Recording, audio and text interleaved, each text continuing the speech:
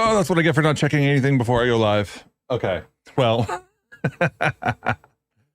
so it is. Anyway, like I was saying, shipped that language video that we've been working on for the past week or two. The PDF is also shipped. I need to make changes to Rust Adventure, but I'm not going to do that on stream, I don't think. Today is Bevy Day, so we're not going to do typist stuff. So I'm thinking maybe light maps. Are we going to Weaseltown? We could go to Weaseltown. I think that if we go to Weaseltown, there's only so much that we can do in Bevy. So Weasel exists, right?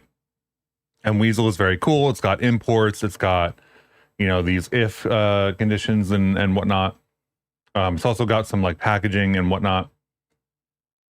But the support in Bevy at the moment, let's see if we can find the example. Assets, shaders, WESL. So we would get some stuff.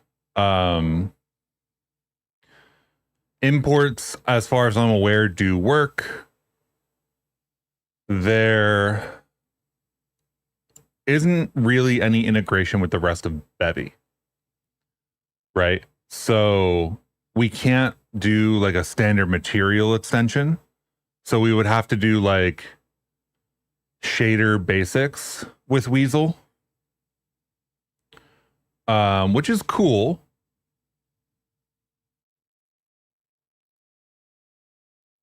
Let's see, where are we? Weasel. But it does require a little bit of, I think, extra setup.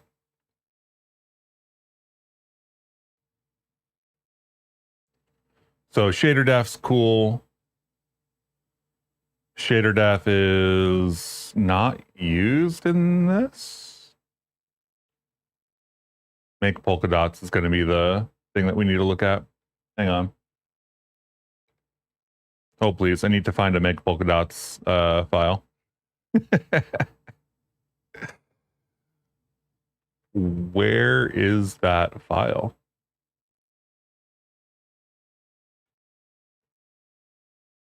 I think it gets included here, actually, now that I'm thinking about it. So we've got the shader here, Weasel.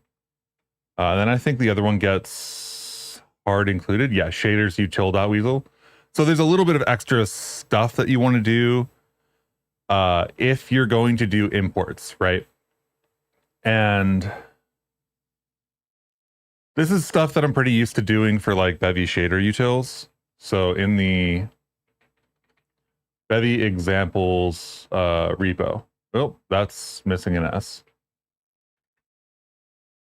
Bevy examples repo, we've got some libs, got some noise library stuff.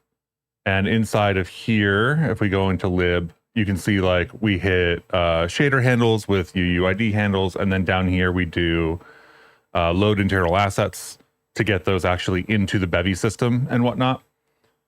So it's not unreasonable to expect that you would have to like bring in that shader file and make it available to be able to import it. There's just a little bit more going on, I think.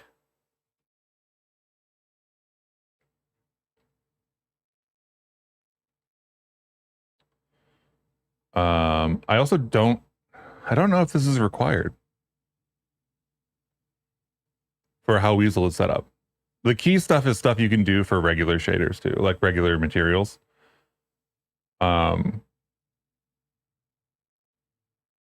They probably only do that for the party mode.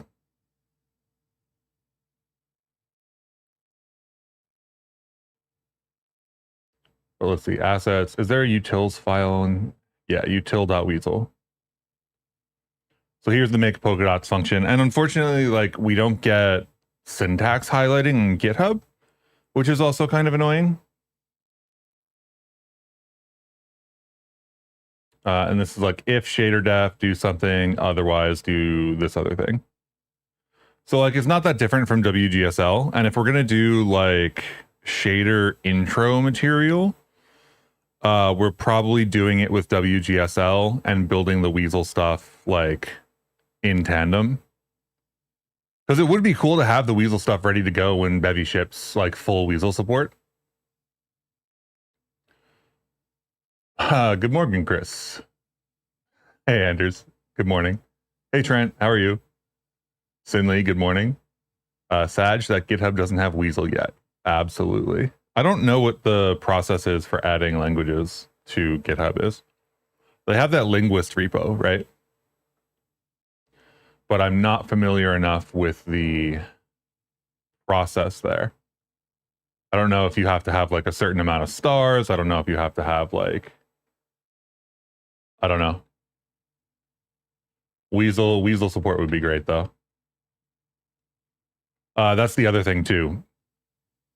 I am going to have to at some point put Weasel highlighting either into Typist or into something else. I think there is, what's the old editor called? TextMate. I think there's TextMate grammars for Weasel. But yeah, I don't know. Weasel is super interesting in the sense that like once Bevy switches over, it'll be really exciting. But if you want to use it at a production level, you kind of have to copy over a bunch of code and rebuild it yourself. And if you want to use it at a simple level, then WGSL is probably easier to use. So until Bevy switches over, I'm not sure this is the thing to start making content about. We could do Weasel with WGPU. We could start doing, I don't know. I have a triangle repo somewhere in here. Let me.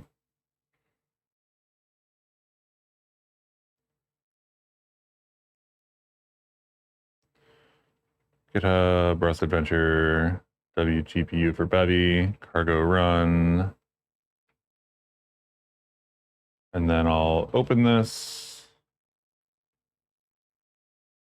So this is a full WGPU setup that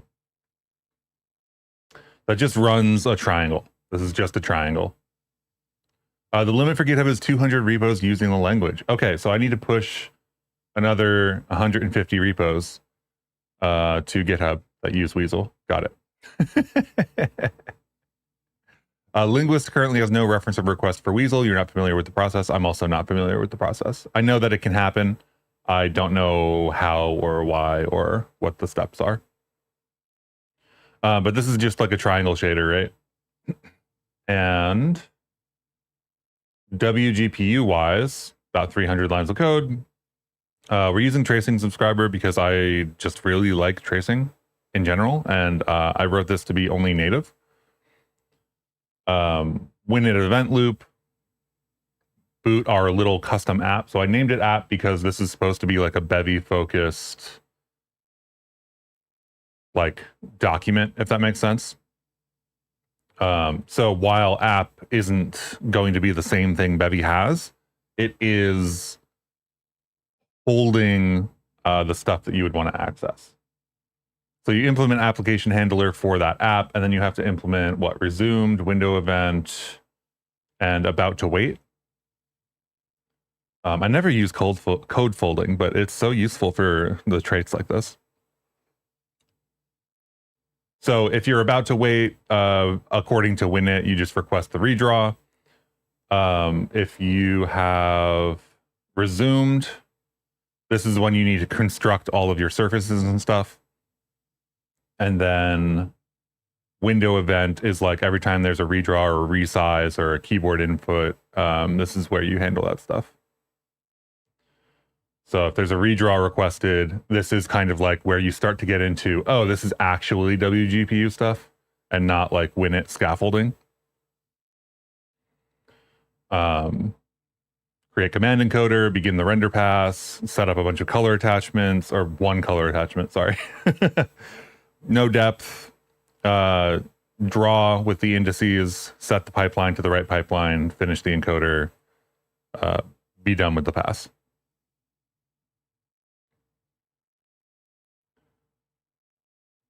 So I think once you get the WinIt scaffolding out of the way, the WGPU stuff becomes a lot less scary.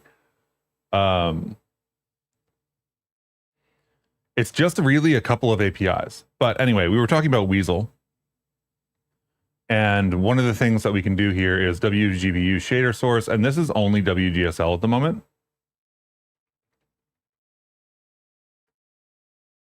But we could potentially compile Weasel down, I think. Let me pull this over here. Crates.io, Weasel, the Weasel Rust compiler.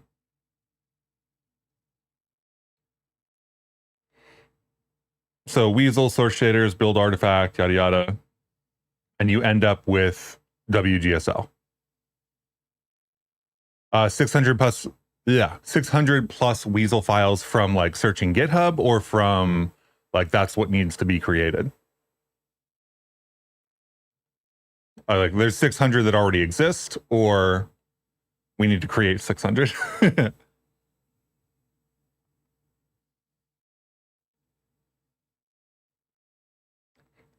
Excuse me while I go create 600 organizations to house Weasel. Yeah, YouTube slurps up links. Yeah, GitHub search for all files ending in Weasel. Yeah. Yeah, so I mean, one of the nice things about Weasel is that it is not... Actually, you know what? Let's throw Weasel in here and see if it works. This is source bin. I haven't decided how I'm going to organize this set of stuff yet. I feel like this needs to be a workspace, but I feel like also workspace might be a little bit complicated. So maybe let's do a small refactor here.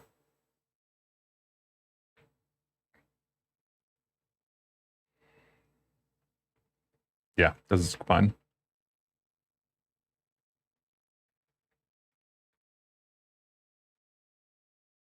Toml. So let's do... This is going to be a triangle.typist file. I'm going to start writing everything in typist now. Sadly, doesn't give repo count. Yeah.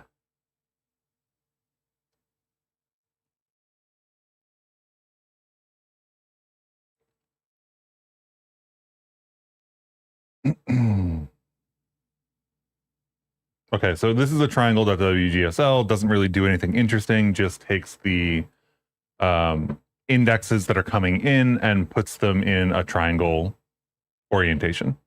That's all.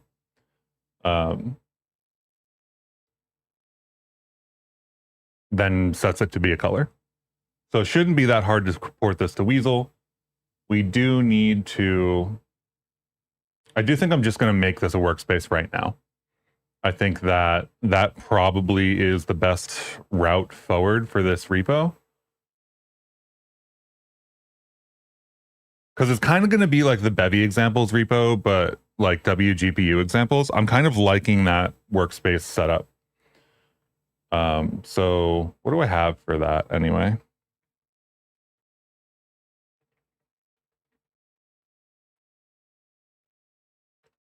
Right, and then I can just keep kind of like building more WGPU examples over time. It's one of the things that like this repo is developing into like long-term Bevy educational content. It's not quite there yet, which is like I kind of advertise it as a thing, like a repo of just examples and stuff. What the goal here is to like build this up into more high-level concepts and turn this into like introductory Bevy content. So Cargo Toml members, that's the thing that I always forget.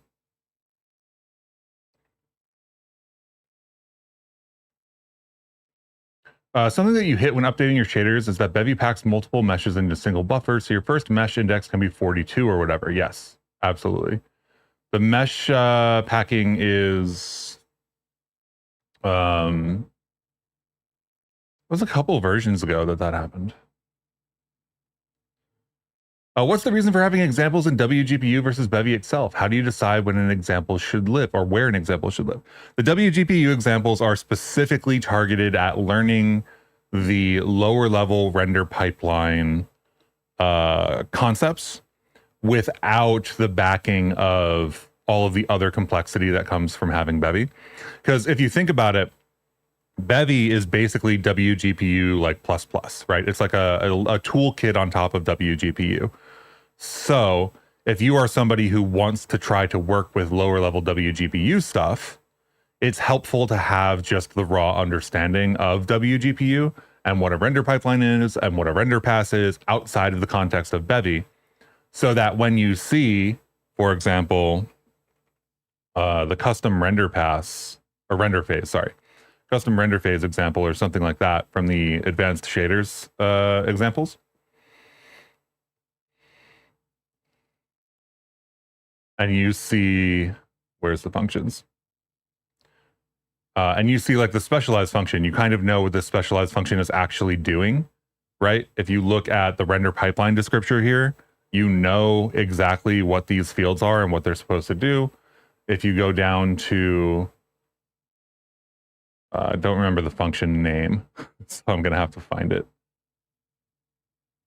If you go down to the view node, right? View nodes are particularly scary for people in Bevy because they don't really understand what's supposed to go here.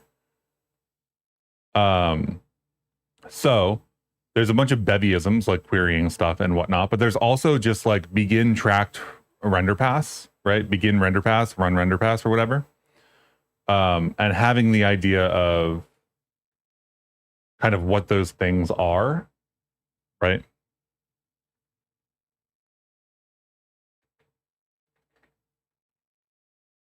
Right, begin render pass, right? You have your encoder, you begin the render pass, you give it the color attachments and whatever. So you can assume that if you're going to begin a render pass, you're going to have color attachments and the depth and etc. You mean you understand why it exists? You're more wondering how you decide when to work on which. Oh, like time allocation kind of stuff? Right now, time allocation is all towards Bevy. This is basically the occasional side project.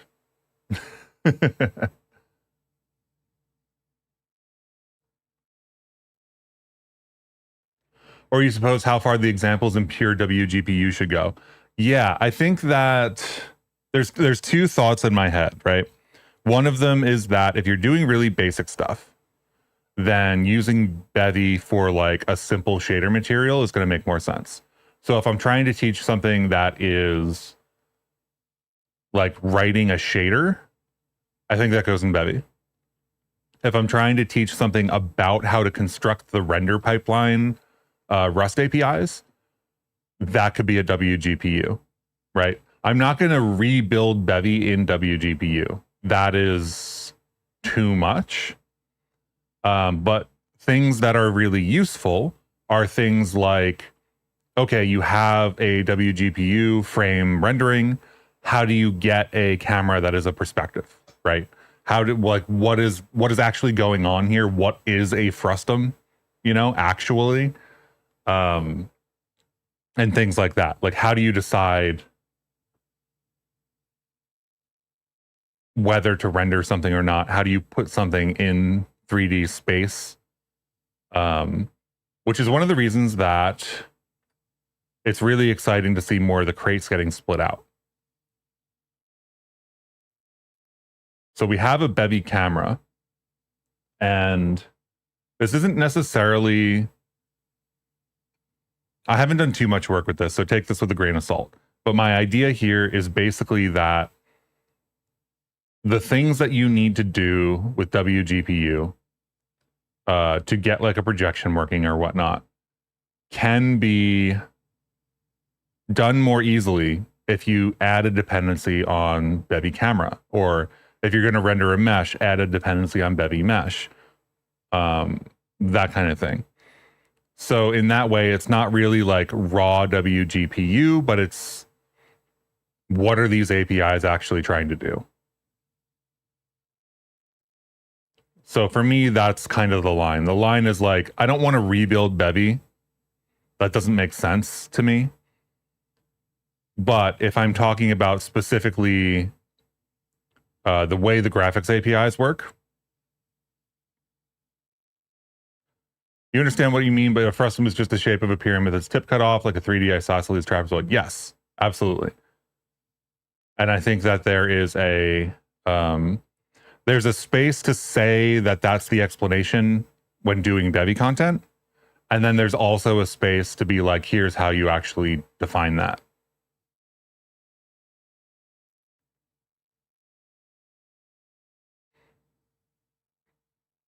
So I would generally classify WGPU as more advanced level content, right?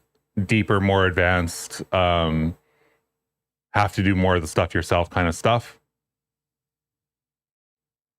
It will be kind of like optional in that sense, right?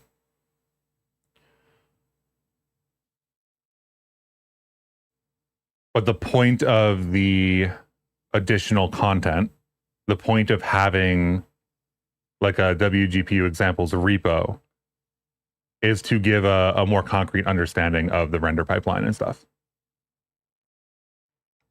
You mean the important part is, of course, that in rendering it means more than just the geometric shape. Yeah, sure. I think that there's things worth saying is the way that I would frame it. There's things worth saying that are easier to say if you have 300 lines of code all told,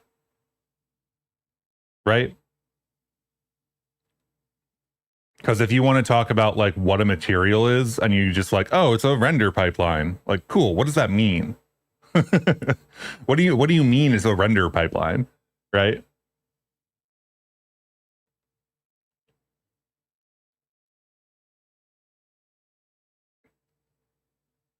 Yeah, that's where I'm sitting at it right now anyway.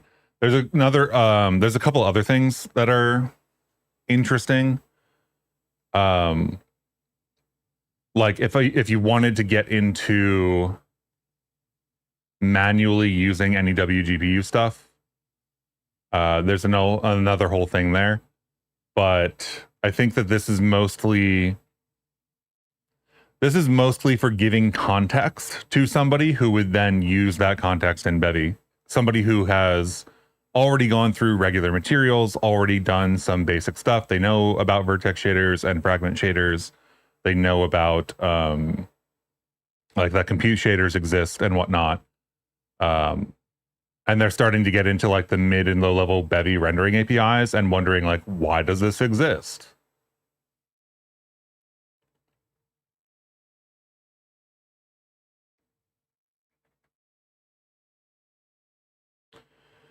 That all said,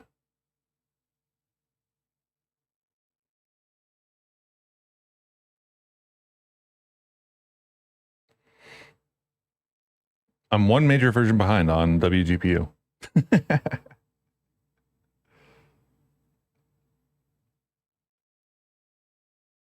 I guess we'll call this examples. The one thing that I want to do right now is throw a compilation into Weasel and then shove that into the triangle. That's it. That's what I'm trying to do right now. I just want to make a small refactor here because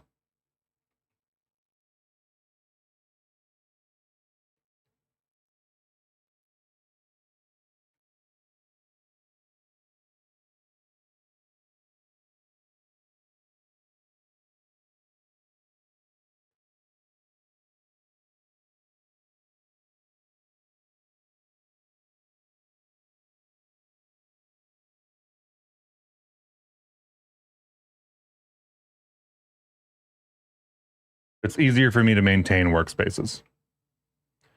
I'm going to have a bunch of these over the time, right? There's one for Bevy. This is one for GPU. There's one for, NOM. There's one for something else. And having those at least high level grouped is really useful.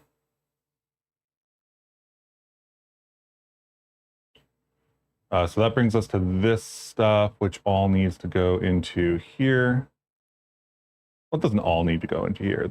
Triangle can now go out into the top level. WGSL, RS, this can go out into the top level. Let's get rid of this. Rename this main.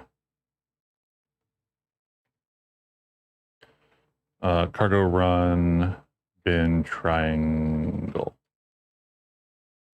And I broke my... Right, this is no longer a package, right?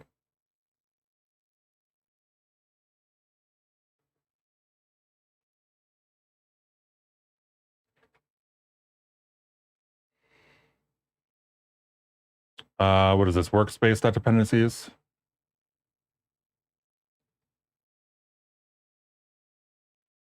To keep the current resolver, specify. How do I have this specified in the other?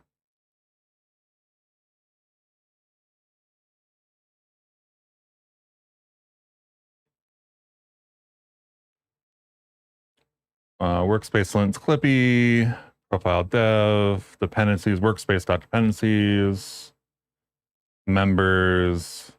I don't have an addition in here, do I?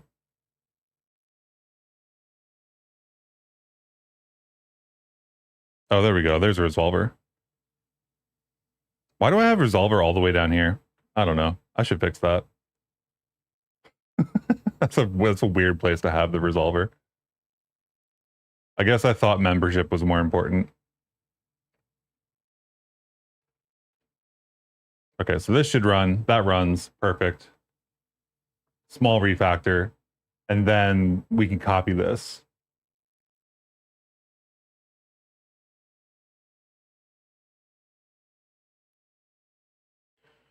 And this is just triangle WGSL. Which then requires what? WGSL? Is that the crate that we saw? Weasel? Sorry. This is named wrong already. That's what I get for distracting my thoughts. Triangle Weasel.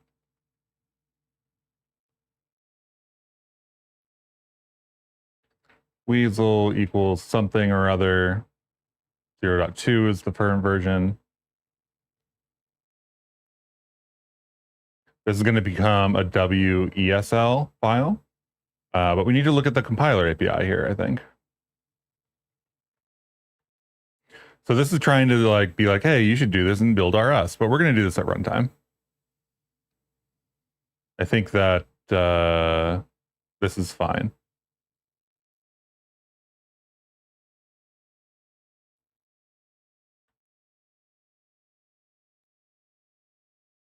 I don't want to introduce build RS for whatever reason. So where's WGSL? Here's our shader source. This just looks for the string itself. So if we drop this code in here, and I'm not sure why they used hashes for that comment because it doesn't work.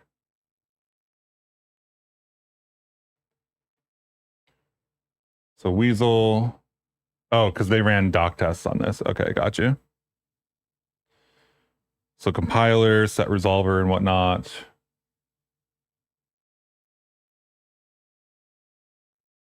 That adds a separate module. I don't think we need to do that.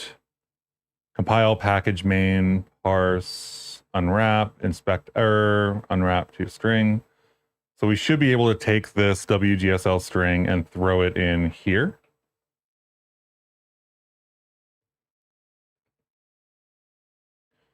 And this WGSL will have to change the weasel.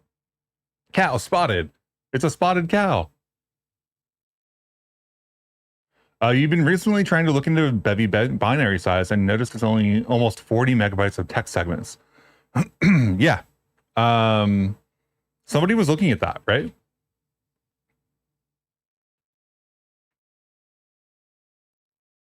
I feel like that was a thing that people were talking about very recently. One of the things that people were talking about is removing like all the name strings and stuff.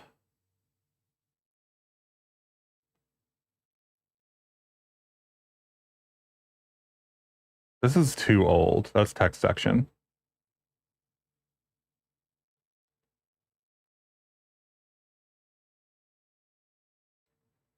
Bevy UI in 0.5.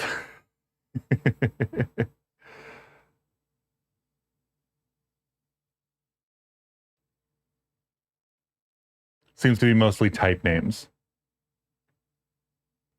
Size, name.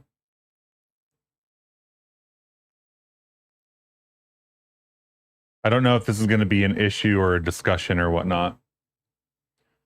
Crash if KTX2 images are unaligned sizes. Yep, absolutely. KTX2, I assume that this person used block compression, because block compression is like a 4x4 block of pixels. And if your image doesn't line up with a multiple of 4, then the block compression doesn't have enough data. You noticed it recently when you did a jam game and the WASM was much larger than you expected.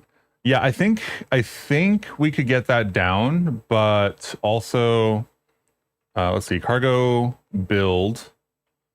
Let's do release. Let's do target WASM 32 unknown. Let's do bin triangle.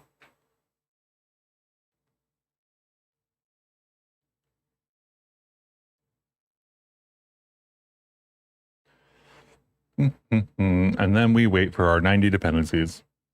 So the only problem with workspaces is more dependencies. You went into cargo feature hell trying to get it down, which did help to some degree. Yes, you can get it all the way down. So like a bare bones, nothing, doing basically nothing Bevy app is, if I remember correctly, 8 megabytes, 2 megabytes over the wire right now. So it's like reasonably small.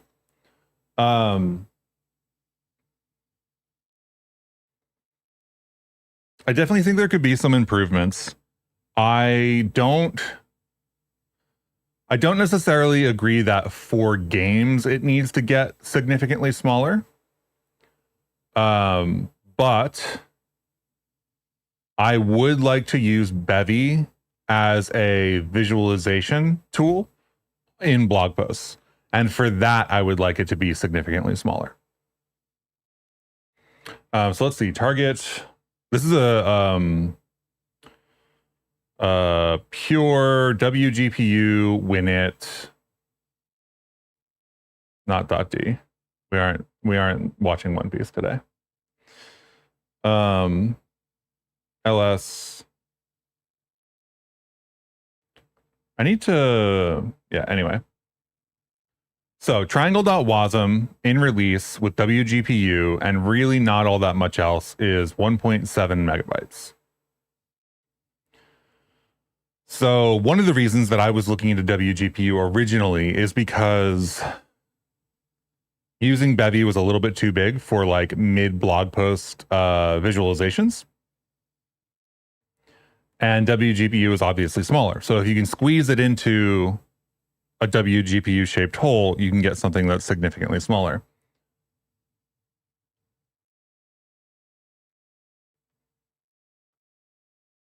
A 100 megabyte stripped release binary for the 3D scene is ridiculous. It's not 100 meg.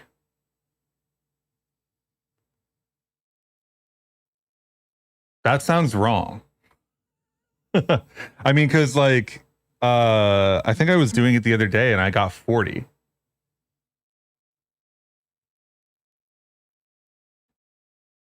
So I don't know where 100 meg is coming from. Maybe I'll try it again. Maybe I missed something.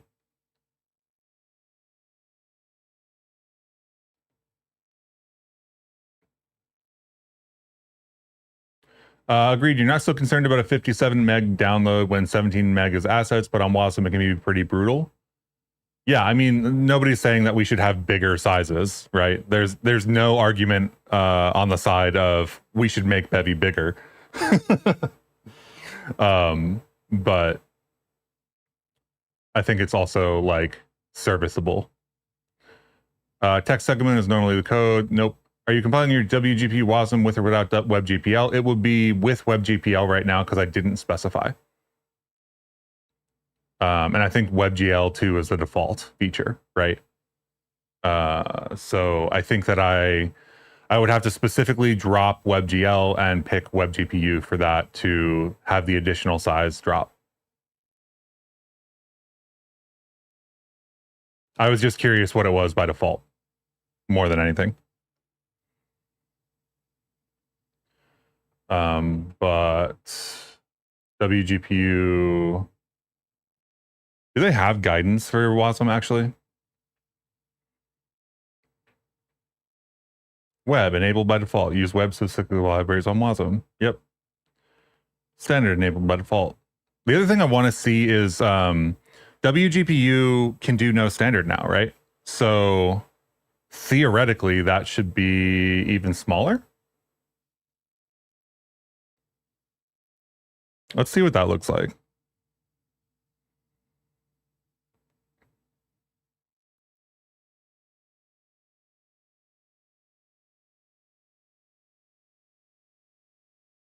We'll want Saturday off in general if we're going for size and we're not using like APIs or whatever. Saturday tends to be pretty big. That's a fairly common issue in like lepto sites and stuff. WebGL is separate from web feature, yes.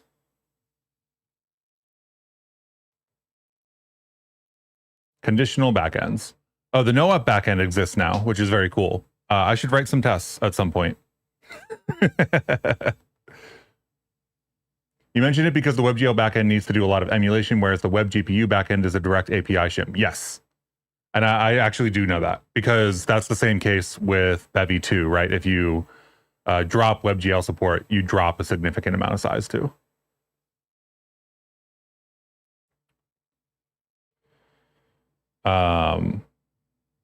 So if we're going to do this, we're probably going to we're going to go default features.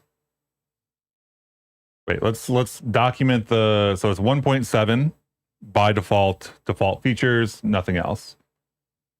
We didn't do anything else. We didn't, whatever.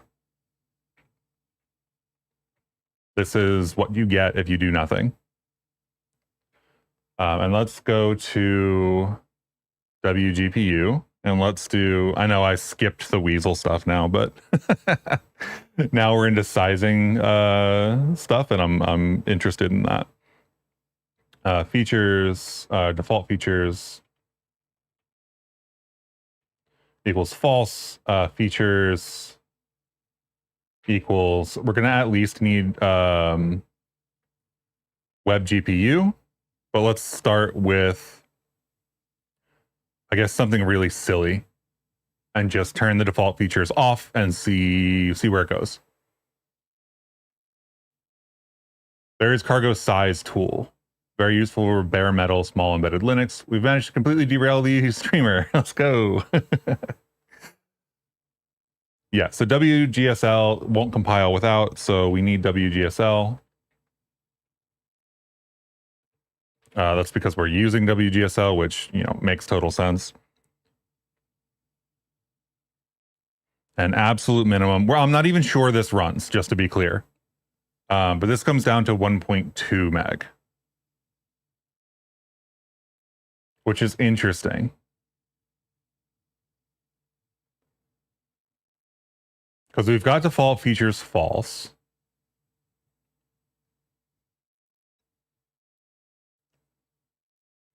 Also remember this is pre-compression. So if you shipped 1 meg for WGPU, it would compress to something significantly smaller over the network.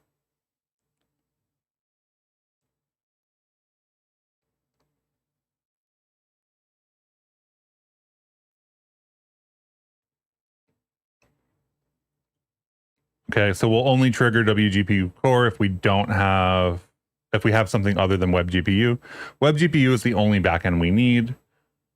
Enabled when target, whatever. We could also throw this through WASMopt just to see what it does.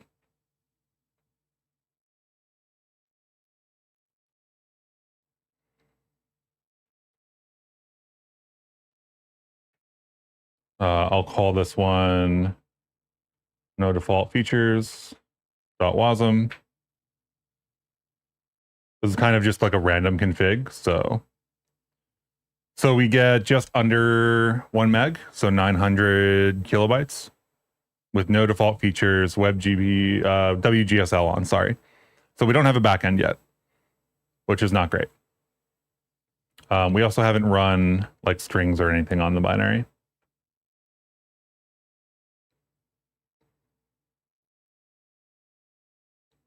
Try to compress it with Brotli Z standard.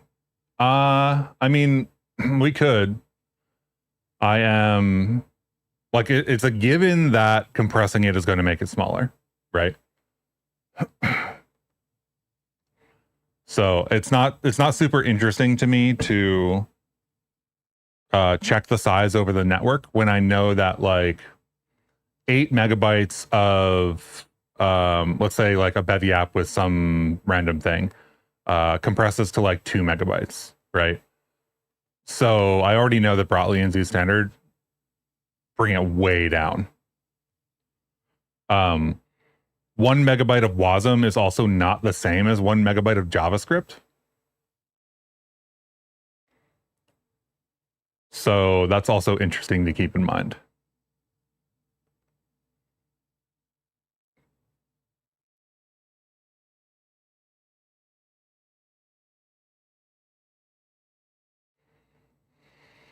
So standard library, whatever.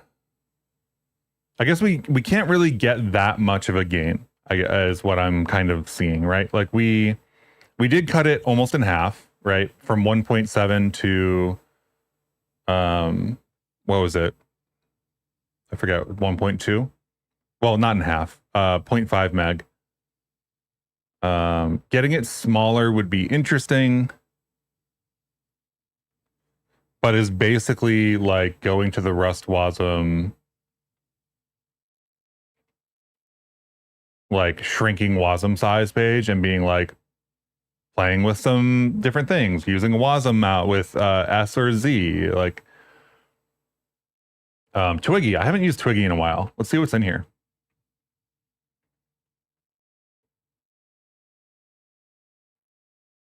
I guess Twiggy is only really useful if we have debug symbols, right? Otherwise, we just get a bunch of random stuff.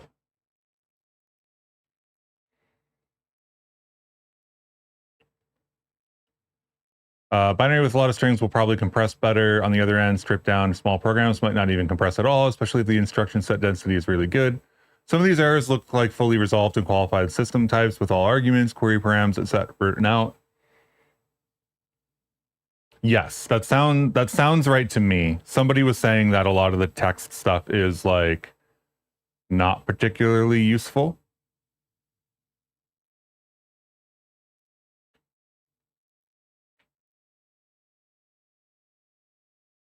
I can't say that other than wanting to do more visualizations inside of blog posts with Bevy, I can't say that web is like a primary target for me. Web for game jams, yes. But I largely otherwise ignore web. What are the things we can do with Twiggy? Read the Twiggy guide. Here's Twiggy. Yes, sick. The URLs are starting to die. That's unfortunate. That's really unfortunate.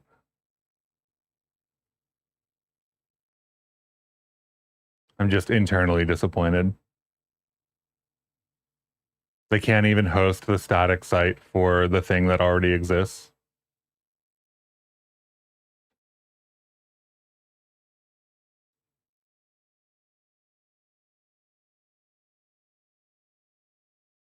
I know the working group is kind of like wound down at this point, but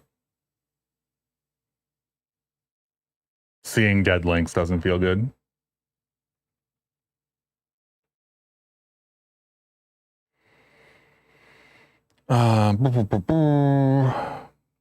Top.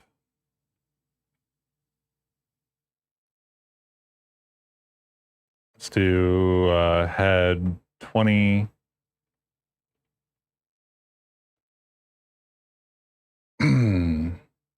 So you can see how really informative this is in a release build with Wasm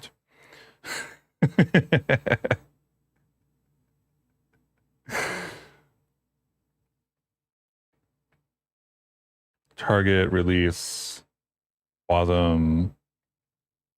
No, target Wasm release triangle. Head and 20. Get a little bit better function names. Let's see. They're a little wide to view on stream.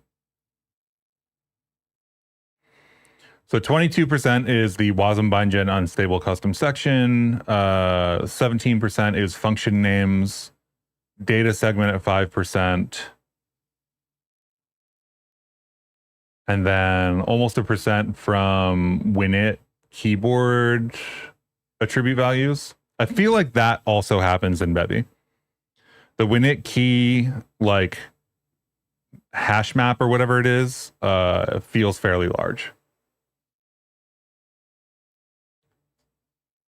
Looks like the Twiggy book is hosted, but the links from the repo might not have been updated. You type in the obvious GitHub pages URL from the owner and it worked. Sweet. Okay, cool. That's good to know. I don't know if the, I wasn't paying close enough attention to know if the repo was transferred to a new owner or not. So maybe that's just a simple PR that I can put up later, fix those links. In that case, it's just a transitionary period is why that link is broken. It's not because things are gone forever. You're trying to goof around with Bevy on Android and it's pretty fun. Yeah, mobile stuff is just cool. It's cool to hold something in your hand. You tried a Z standard on the 3D scene example, 128 to 27 megabytes. Yeah, I mean, compression is really good. That is kind of just like a thing.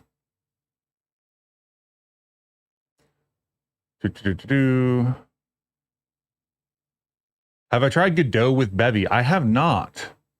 Also, welcome to the stream. I don't really do Godot stuff, so Godot is cool. Godot Rust is a cool project. I just haven't really used it. Bevy in general serves my needs, and that's what I end up doing. Not to say that I couldn't like try to and experiment with the library and whatever. You believe everything in Rust Wasm was transferred to new owners. Sweet, that's awesome. I wasn't sure if certain repos were transferred and certain repos weren't. I haven't had a second to go back and check since that happened. You could probably use Godot RS. Yeah, Godot Rust. You can use it on top of GD extension. Yep. Or archived if no maintainer stepped up. Yeah, I think if no maintainer stepped up, it's probably not being used because there's a lot of people who were using the Rust Wasm stuff.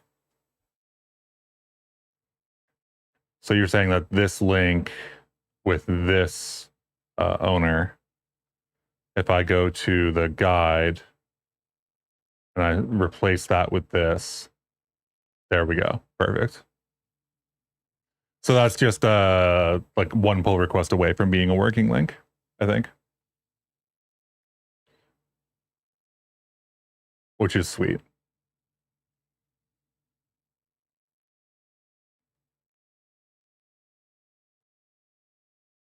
So Twiggy top is what we were using.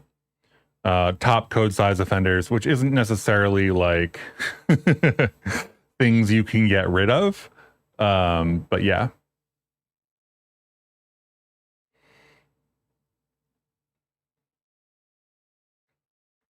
In any case, doing the size dance is fun. The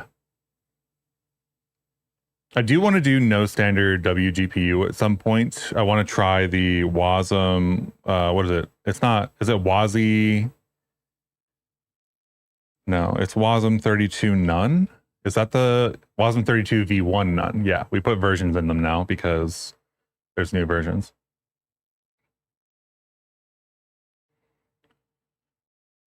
So the Wasm 32 V1 none is really interesting. Bevy works with no standard, so I know WGPU does.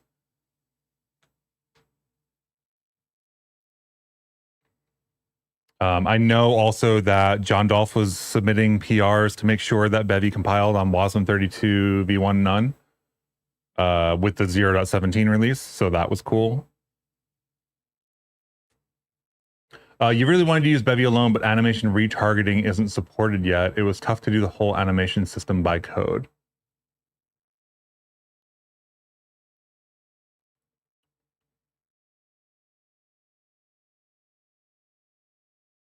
Yes. I was thinking of other things to start talking about, but yes, in general, animation retargeting, it's a little hard to get into the animation APIs right now. Somebody else asked for an animation video, and I think that's probably a good idea. Just because figuring out what like the animation target IDs and stuff isn't particularly obvious if you aren't already aware of what they are. So I think that I'll do an animation video at some point, but talk about animation clips and target IDs and players and things. You don't think WGP works on no standard? They have a standard feature, and I know they were working on it at one point. Let's go check the repo.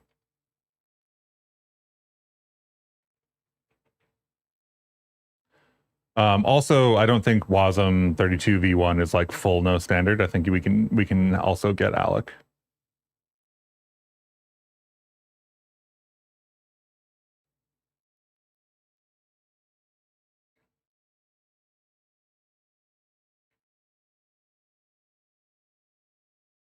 Let's look for the target.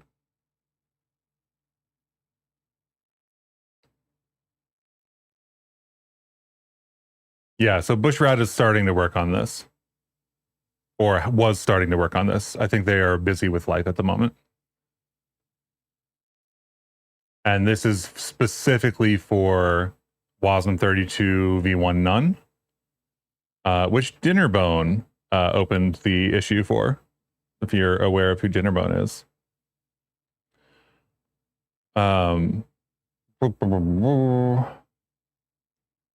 Oh, look. Cape Reed is on this issue, thumbsing it up.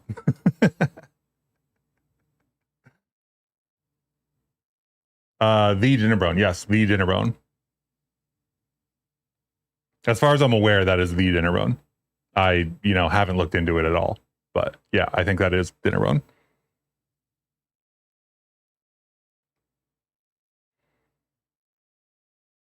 There's no like task list in this issue. Oh, RDR Penguin. Bevy people just jumping in all over the place. Definitely interested, but somebody has to do it. Bushrat started the work. Yep.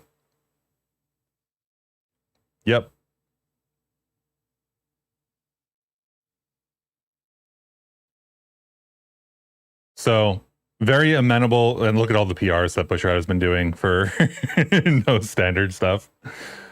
So yeah, it's possible we're not fully there yet.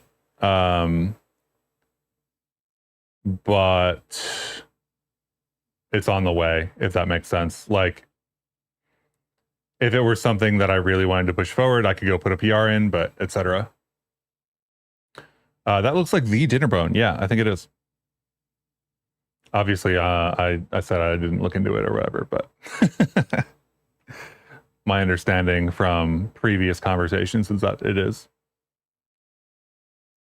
Cool. So I'm going to step back from the default features false stuff for a second.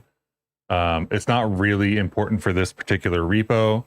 I was just like interested in playing around with it a little bit. What I really am interested in is the weasel example that I just dumped into the other project. So let's get this running. Before I get too distracted, you know. I think I'm at least 2 or 3 rabbit holes deep.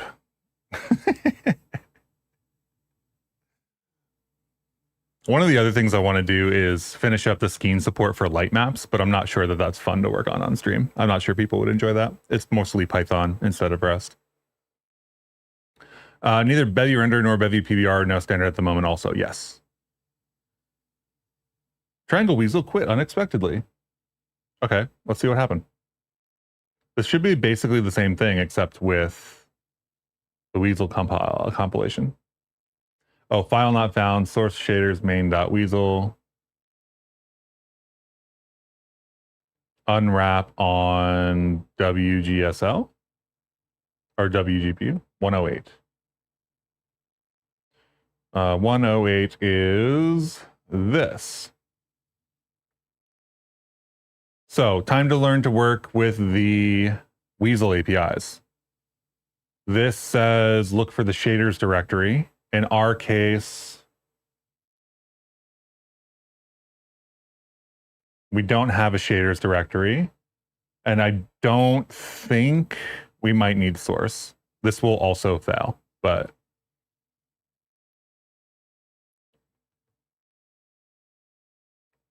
file not found, source main.wgsl. So this is looking for main. Do we always need to use main? Is main required, or is that just because I have package main?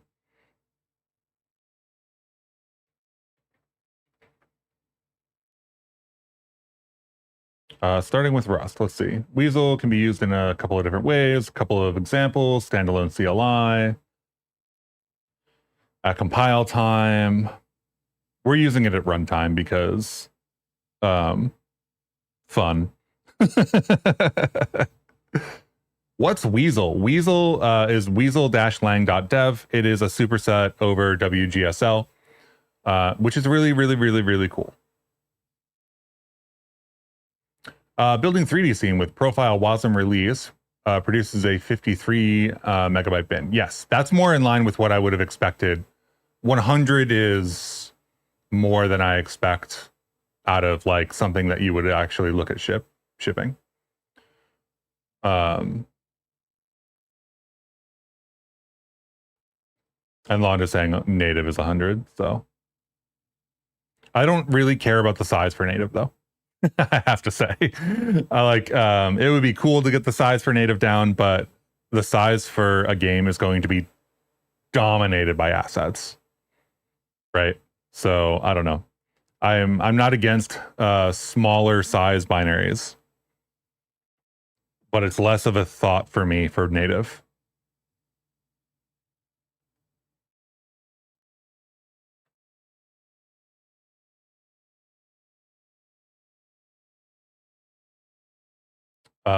Paste this code where you want to access your shader string in Rust code. This is the source, compile package main. It's unfortunate they don't show an example of the actual shader. So this is basically, can I name this like package triangle? We're doing some Weasel experimentation at the moment while we talk about sizes of stuff. This probably didn't even look for that, did it? Unknown module. Source triangle.wgsl.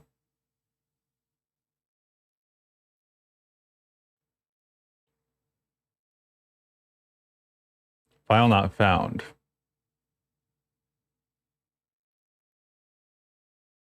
That feels like the wrong error.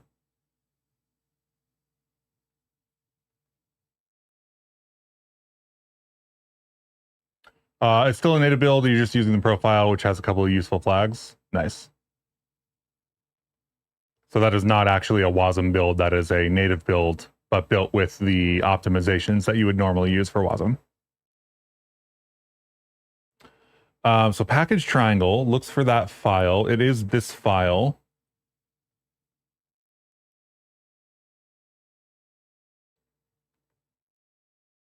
Must mean that we are looking from, in my head, I always have trouble figuring out the running directory versus where we actually are. So I think because we are in a workspace now, because we are in a sub package, I actually have to go examples, triangle weasel source for the root there. And there we go. So technically, this is running through the weasel compiler. Now, I should rename this file to weasel. Does it still run? It still runs. So it kind of just like globs for the extension, which is interesting. Like it just kind of like looks for whatever file name is named triangle without looking at the extension.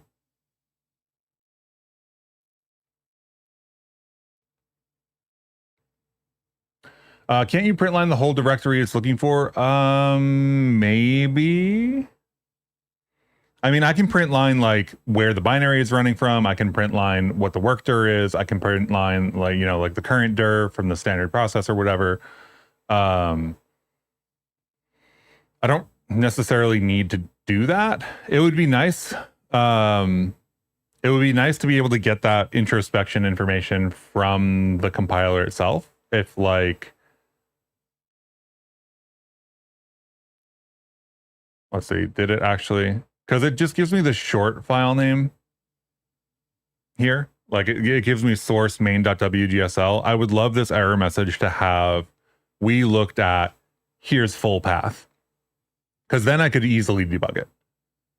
Right?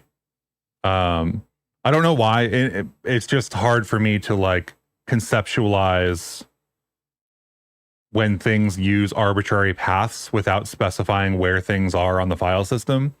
I have to kind of guess at what their project setup is and stuff. And for some reason that doesn't connect in my head. It's one of those things where it's just like, if you think about it for long enough, it sounds simple, right? Especially once you have the answer. But oh, it works already. But yeah. We can try that for sure. I don't think this is going to work, but yeah. So they're just concatenating on wherever the binary is currently running, as far as I can tell. So in a workspace, it'll run at the root, which is fine. I think we could also probably just do an include here. Like we don't need to call out to the file. Right? Compiler, weasel new this thing, but we could probably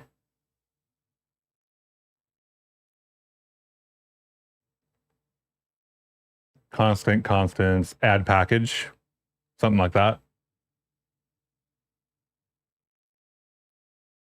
My guess is this can also take strings, is kind of what I'm getting at. Okay, so package triangle.weasel. This doesn't use any weasel features. I don't know that there's any weasel features for us to use right now.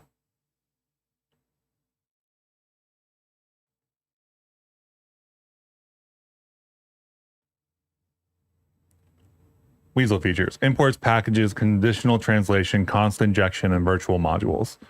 So really nothing that is like super interesting, right? Nothing that like we can take advantage of in this current. The linkers allow host code to define shader constants. The constant values will typically be available in the module hierarchy with the constants prefix, which is set custom resolver. They do have part of the example that they showed was setting a custom resolver here.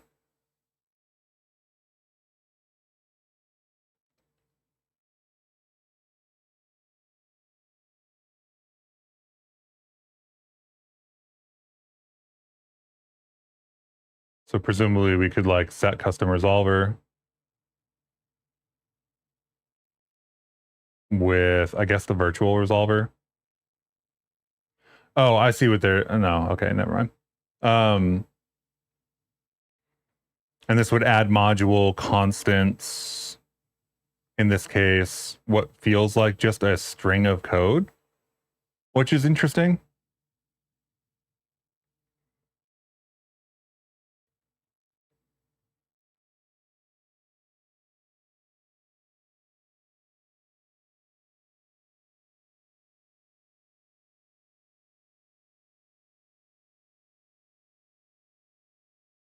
So yeah, I mean, like we could throw a constant in here. I don't think it's particularly interesting in that sense, but it works. I'm more excited about the LSP support, if I'm being honest. Right? Like autocomplete, a cosine, like give me whatever. Like 0.1. Anyway. I'm more excited about the LSP than I am about the actual features, because Bevy technically already has a couple of these features. They're not like standardized and whatever, and Naga oil is kind of annoying for WGSL Analyzer. But yeah. Get rid of that.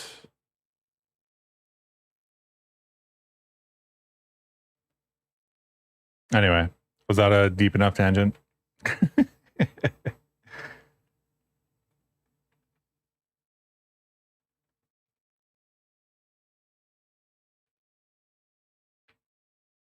Just push that up.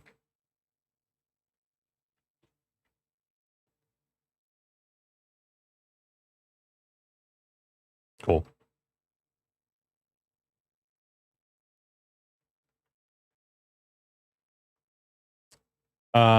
Cool. I have a couple of other examples, a couple of other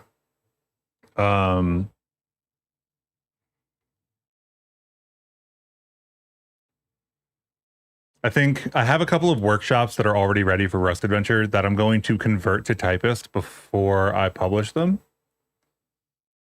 So I won't do that on stream, because that is kind of just like rote convert markdown to Typist.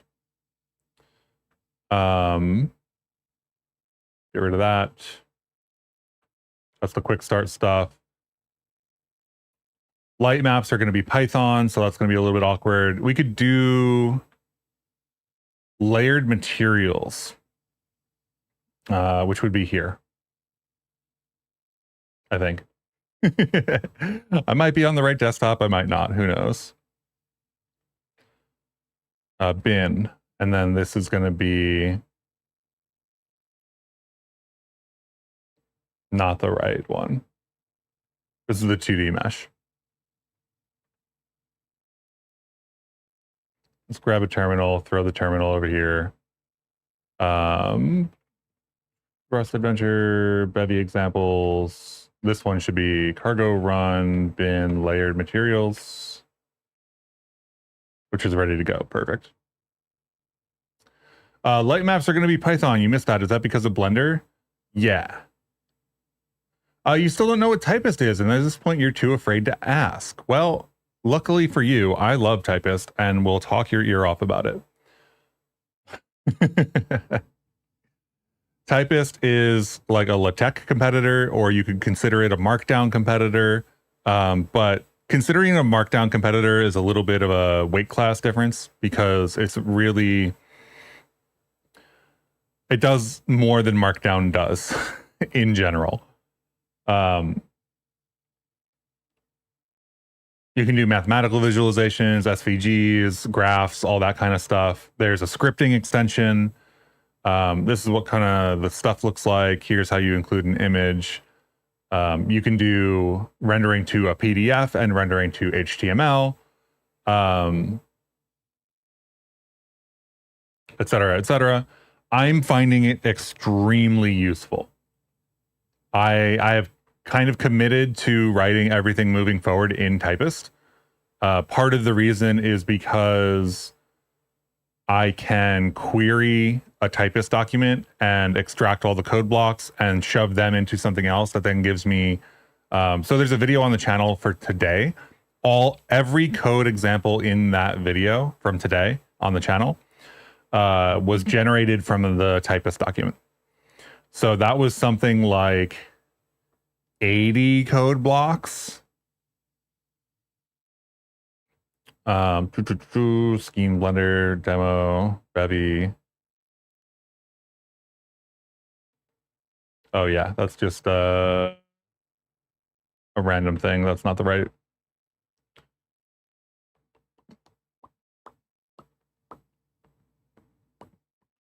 You know, one day I will have not 50 bajillion desktops, but today is not that day.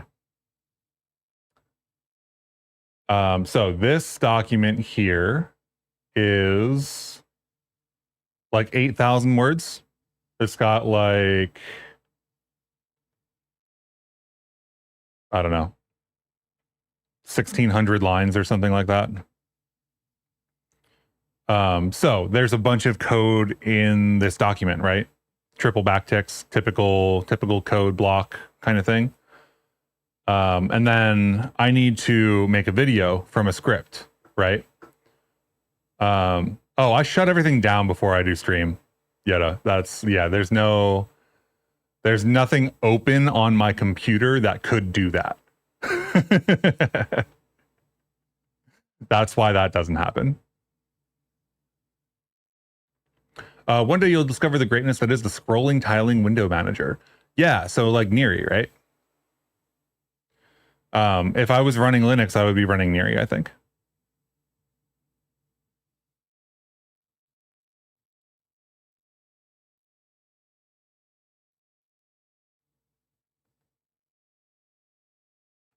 Where is somewhere in here is the output directory. Yeah. So VS Code is too slow to open a file for some reason. But if I open this directory and I full screen it, this is every code block from that entire document rendered out in a way that I can use in videos that doesn't conflict with the way that video production works. So it doesn't have backgrounds in all of the images, et cetera, which is just incredibly useful. How do you write that DE? You're about to format your Linux and, oh, NIRI. You're asking about Neri, right?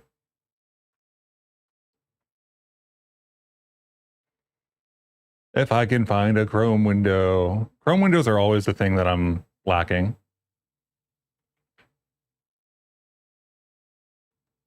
I think this is it. Scrollable tiling Wayland compositor.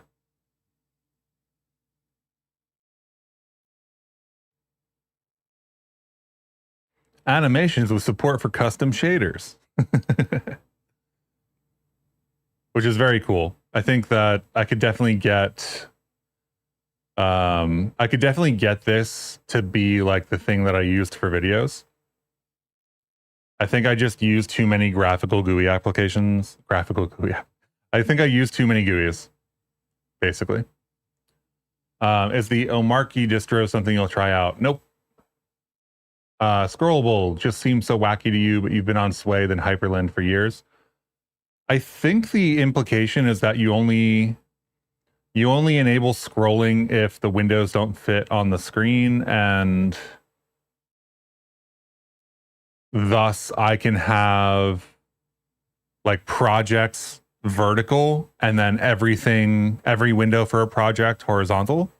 I think that's the implication. Obviously, I'm not a Neri user, but yeah. Is it based on Hyperland or completely separate? I don't know.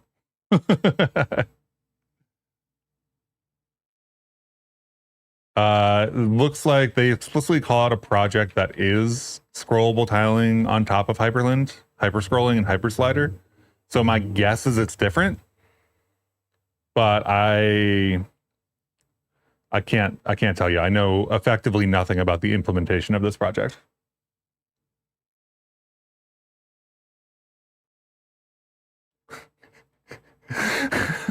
Yay, Linux.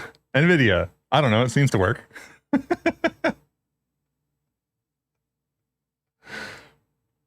Oh, that's really funny.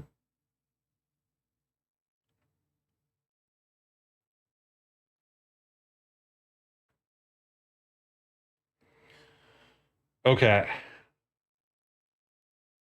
Yes, blonde. That's exactly what that is. That's why that was such a quick, short answer. Personally use Plasma, but I don't know about any good window managers. Catchy OS. I feel like that's like the Catch Me Outside distro plus Plasma. I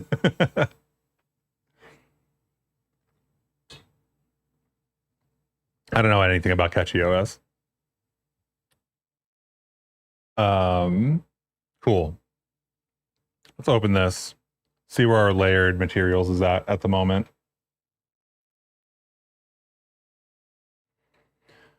The thing that I'm going to have to do here at some point.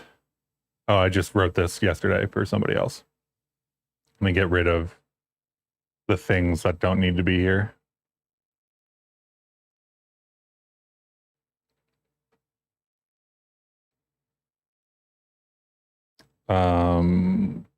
Books, query world.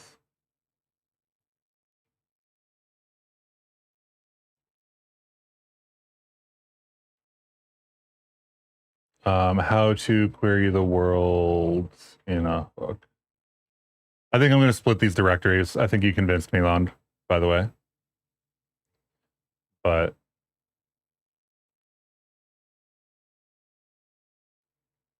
okay, so right now we have or Hukasu, sorry.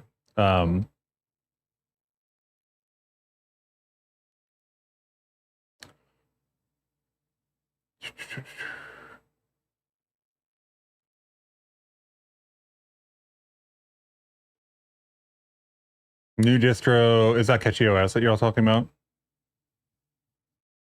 We're stuck in the Linux world. Feel free to discuss Linux stuff. I'm cool with that. I would prefer if we didn't delve into DHH, but feel free to talk Linux.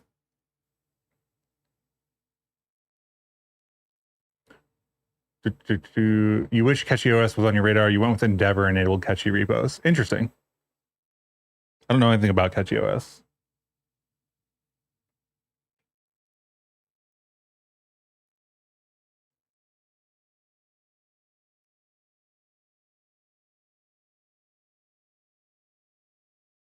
Goal. Provide you better speed, security, and ease of use. Cool. That's kind of everything, but built on Arch. I do like Arch distributions for some reason. I like Manjaro was a thing that I used for a while.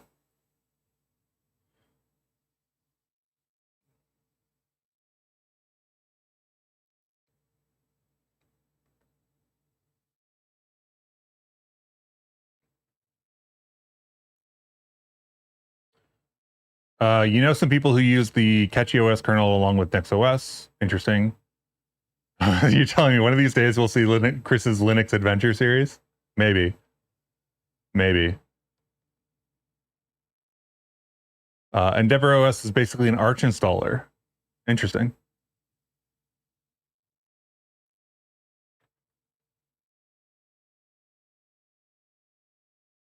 So I think I fixed all of the KTX issues. So I'm going to get rid of a bunch of these extra things.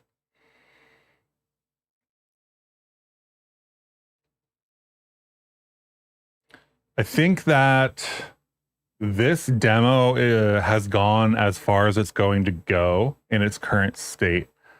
The thing that I really need to do is pull this out and start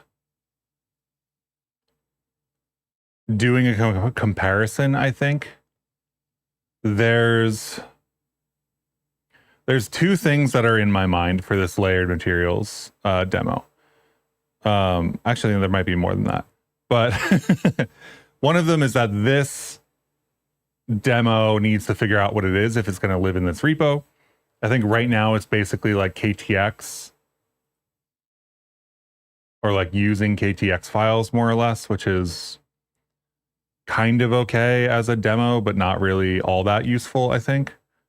2D texture array is interesting, but it does a lot of custom stuff with forking the PBR fragment to get that to work, which doesn't really feel all that great to throw in an example. Like technically it works and whatnot, but it doesn't feel like something that I should be shoving into an example. So I don't know what this example looks like inside of the Bevy examples repo. But there are two options for kind of like productionizing it, so to speak. One of them is to continue with the 2D texture arrays, and one of them is to try to experiment with bindless a little bit more. I think the 2D texture arrays are particularly interesting because it means that you can pack the images that you're going to operate on and then operate on them in the same ways. So, for example, there's this talk that I've been watching a couple of different times that I don't know that I'll be able to find. Actually, I would be able to find it, but I need to do it on my other monitor. Let me grab it.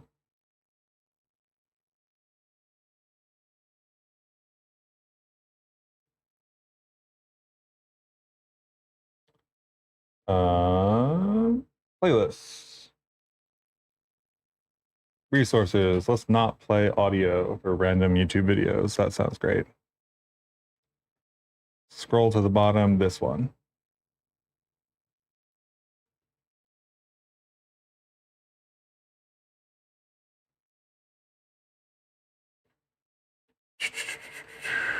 Get rid of this list. And this should be okay. All we're leaking here is my metrics, which are nah. So material layering systems in Unreal, what are they and why should you use them? This is a really interesting talk for a variety of reasons. In this particular section of the video, they're talking about packing values into clamped ranges. So 0 to 25, 25 to 0.5, 0.5 to 75, 75 to 1, and so on, and how you can pack them all in different ways. There's a number of different things they cover. They talk a little bit about like Uber shaders versus this approach, which I don't really understand from their perspective.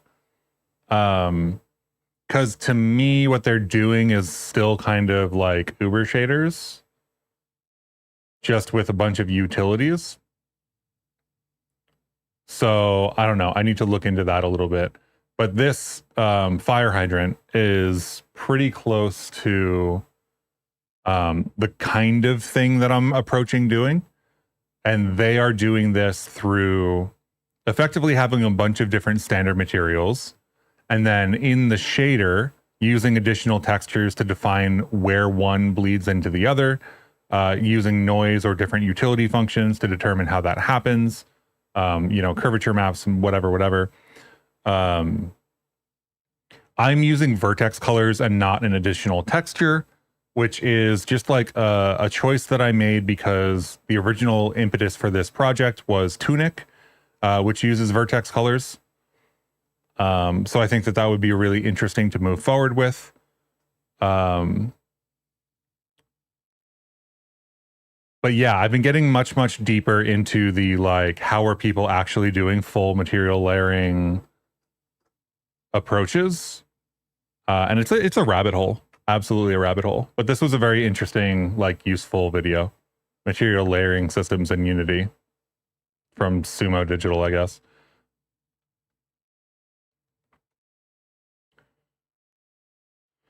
Yeah, I don't actually know much about Sumo Digital. I think this might be the only talk that I really have watched. Unreal, not Unity. I don't know what that comment means, but yeah, the video was for Unreal. It doesn't particularly matter either way, right? Like the The concepts that I was trying to glean from that video were how are they using the shader utility functions that they're using and how are they combining them. There isn't enough technical detail for me to really be able to definitively say, but there's enough detail to be like, oh, I'm on the right path. Oh, did I say Unity? Okay, well, that's on me then. So we've got this example, right? And right now we're not really doing any super interesting, how do I say this? Not like transitions is really what I mean. Not just the layering, but the transition. So if you see here, on the left-hand side, we've got a full value of just the tiles. On the right-hand side, we've got a full value of just the grass.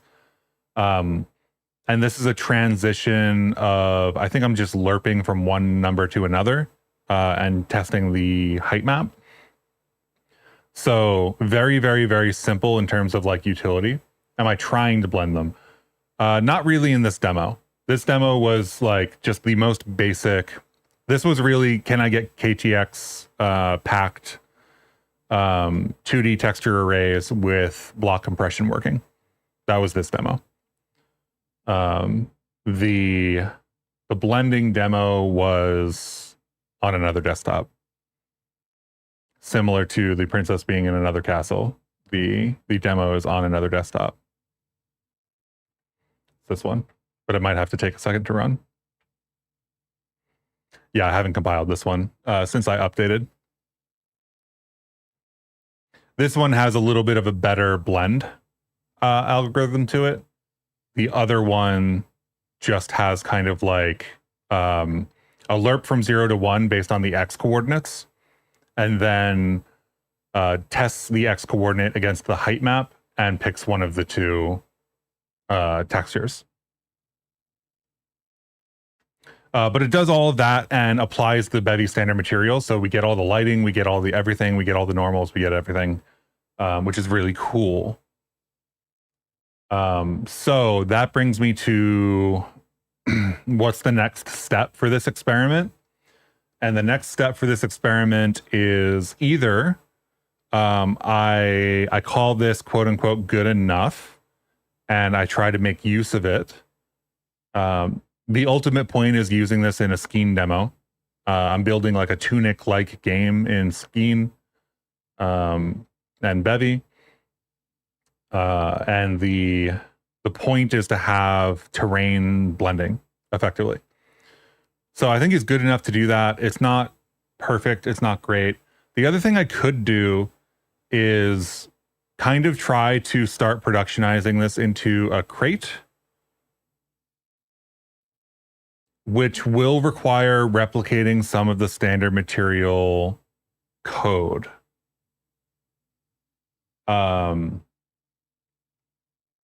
For example, right now, I'll let this compile and we can look at the other code for a second. For example, right now, if I can remember which desktop I'm supposed to be on. Right, here's the demo. The shader is this. This shader is just absolutely like one of the most simplest. I don't want to say simplest, but it's like the, it's not a good blend algorithm. We'll put it that way. It's not a good blending algorithm for this use case. If the X coordinate for the UV map is less than 25 on the left-hand side here, it's just tiles. On the right, it's all grass. And then between them, it does some samples and compares like the depth maps and stuff. So that's why we get the grass bleeding into the grout of the tiles. And then we run this basically like forked version of PBR input from standard material to do all the lighting calculations and whatnot with the normal maps from the specific index for the 2D texture array. And then everything else is the same. There's nothing else that's different here. So I think this is really cool. It does require forking the PBR fragment functions for the PBR input from standard material. And there's probably a couple more changes that I need to make to that function to generalize this. But the problem with doing it this way, or one of the problems with doing it this way, is that we are dangerously close to overloading the amount of textures that we can pass in. And part of that is because the standard material has so many that we don't really get to add all that many more. And what we're doing right now in this demo is a standard material extension with these additional 2D array textures, which works and gives us access to everything that we need, but it doesn't play nice with, for example, a prepass that expects certain things. It doesn't play nice with anything outside of just the fragment shader extension code, which is good enough. It works, right? But it will do some weird things in certain cases. So the idea that's sitting in the back of my head is maybe I kick the standard material down the road a little bit, and I turn the standard material into something that can accept 2D texture arrays with basically the same pipelines, try to change kind of as little code as possible, find out what actually needs to get forked there, and then write the material as its own material. If you're not using all the fields on the standard material, is it better to create a custom material with just the fields you want and create an instance of PBR material on the shader? So that's the other thing. One of the reasons that I'm using a limited subset of these textures is because if I add more, I think actually even if I just add this metallic one, we'll run out of texture space. Or we'll run out of, I forget what the actual issue was.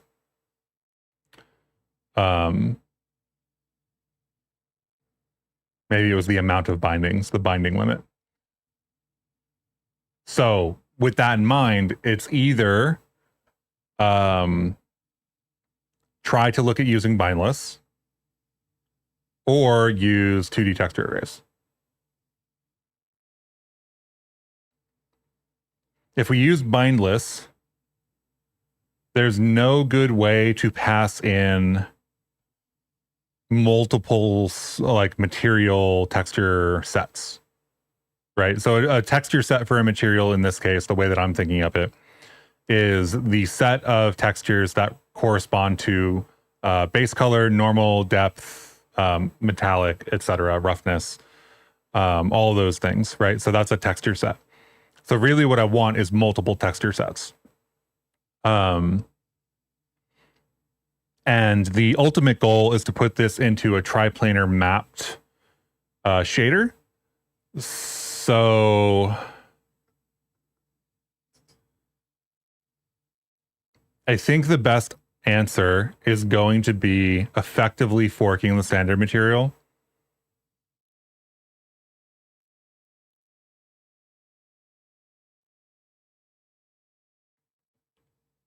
But doing that in as minimal a way as possible. I don't think bindless is the right answer here. I mean, we could use bindless or take advantage of bindless as well, but I don't think bindless solves the core problem of needing multiple texture sets. You've seen some really crazy showcase using shaders, but not in Bevy. Oh, here's the better blending demo that finally compiled. So you can see that I've got effectively two materials here. This is triplanar mapped. I think I still have some issues around 0, but you know, ignore that. This is triplanar mapped like sand or dirt or gravel or whatever against a brick texture. So you can see that the sand is kind of blending a little bit better here. This is all vertex color based as well. So I don't think that I have a readily available version to show of the vertex colors. But you can see like this line here is kind of indicative of, hey, there was a vertex like here or something like that. So it requires a little bit of extra geometry because I'm working with the vertex colors. I could switch this to being a texture and it would allow me to do smoother blending. And then I think if I use a texture, the only thing that I need to do is like greatly expand the contrast so that the numbers kind of jump away from each other a lot faster. But you can see the like sand or gravel like filling in the grout and kind of scattering, like somebody was maybe walking on it a little bit, like these are little mounds. So I'm pretty happy with this. Neither of these is like the look that I was going for the skiing demo, but the technique is there. So these two things are basically doing the same thing. The demo I just showed is just using base color, if I remember correctly. And this one is using the 2D texture arrays. So it has access to like normals and depth and stuff. There's one issue with this demo right here that I am not entirely sure how to fix yet. This might be related to compression. This might be related to, I don't know, some other thing. But these transitions looked a lot better before I compressed everything. So maybe there's a calculation that I was missing. Maybe there's a thing that I can do here, but I need to get rid of this little like weird hard edge line. But I'm not terribly concerned about that.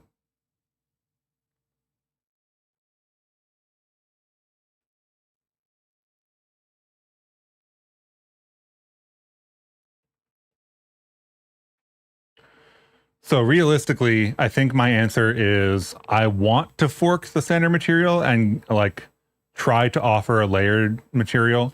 It's not anti-aliasing, I don't think. It's hard to give a before and after without having the image ready. But before I did the block compression on these textures, that transition was significantly better. So it's either compression based or I'd change something else on the way. But either way, I'll have to play with it a little bit. So the standard material, right? The standard material is like, I don't know. I probably put this in its own repo, right? I'm trying to think about where to place this code. I feel like this is code that I'm going to want to kill off in the future, but it will last for at least a couple Bevy versions.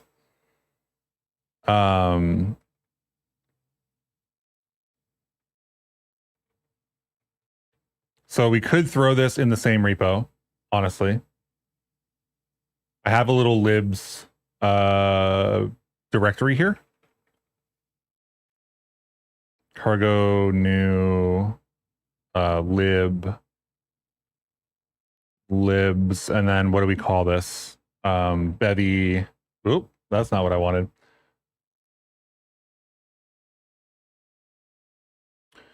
Bevy layered material. I don't know that taking the root namespace is really all that useful. Maybe we'll rename it, but for the moment, I'll just call it Bevy layered material. And this will be lib.rs with all the stuff that we need. And I will want an example. So let's shove examples in here. We'll need some shaders. But the goal here is going to be to provide a alternate version of the standard material that accepts 2D texture arrays, that allows you to use material extensions to do whatever you want. So in general, it should work for regular planes, regular textures, as well as like something like triplanar. So I think triplanar is probably material extension on top of it. I think that we don't have to start out worrying about triplanar.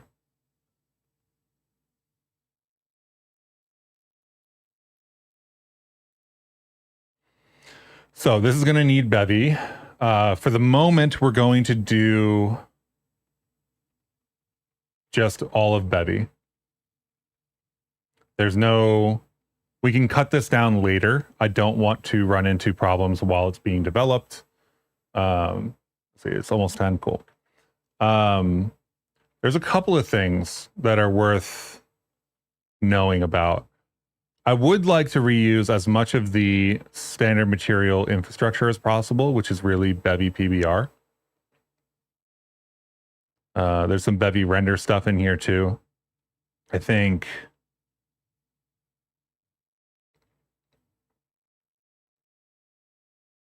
I don't really want to rewrite all that much.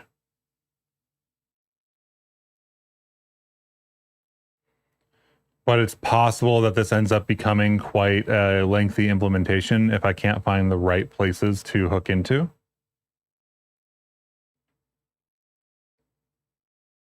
Because now we're going back to like, I don't know, Bevy 0.9 when we didn't have a standard material extension. The problem with the standard material is really the additional texture slots. So, is it in this file actually?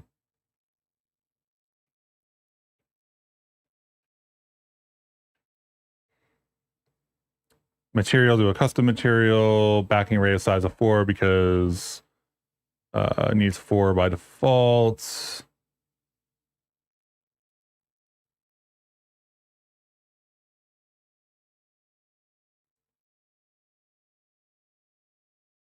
I don't know that this is something that I'm gonna standard material. And really what I want is the struct right now. Gotta go later, Tabarum. Have a good one. So we got PBR material here. Got PBR bindings. A bunch of this is going to be split up into different files.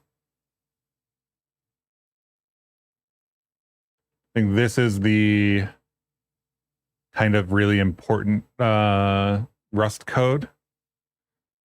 So this I feel like hasn't changed in a while. Asset as bind group, standard material key, uniforms. There's some bind list stuff here that I need to be a little bit more familiar with. Let me just shill for you real quick to chat. If you like the stream and the work that Mr. Biscardi does for the community, like and subscribe. That is all. Appreciate you, Yada. Let's see. Color of the surface, yada yada. So I don't know that I need to like use all of these fields because I'm expecting that a lot of these will come in via textures. Hashtag app.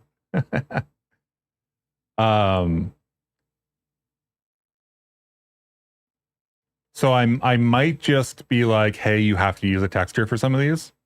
The uniforms aren't really the problem though. The textures are.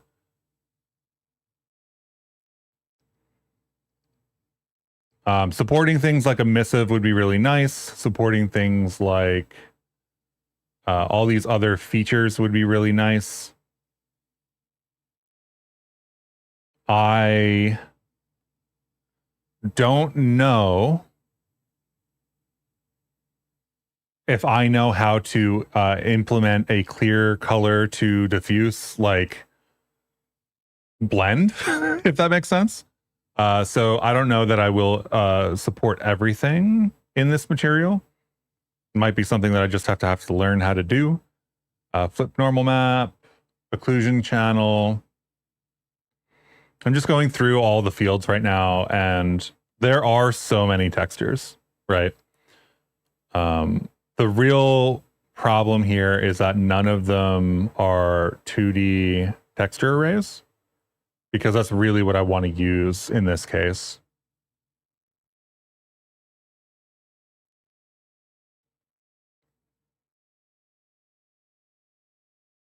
Because otherwise this turns into like a vec of images, which I'm not sure would work out in the long term. Like doing index access on an array that is like an array of samplers would be just kind of weird. And I'm not sure that would even work, if I'm being honest.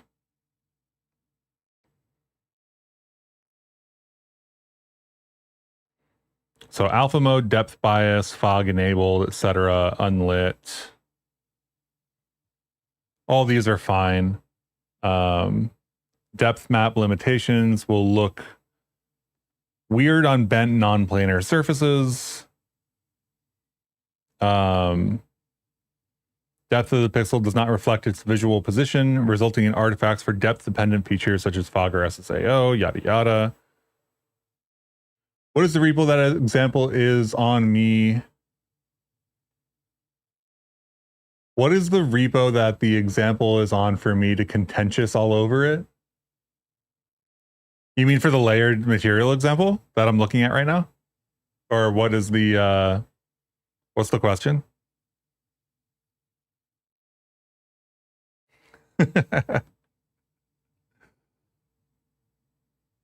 Yeah, the layered material example is, I guess I can just commit this at this point. The reason I wasn't committing this was because I wanted to get the textures correct before I did, because the textures uncompressed were kind of awful. So let me commit some of this stuff, and then, because I haven't pushed it up yet. The sampler array would work, you think? Actually, let me do...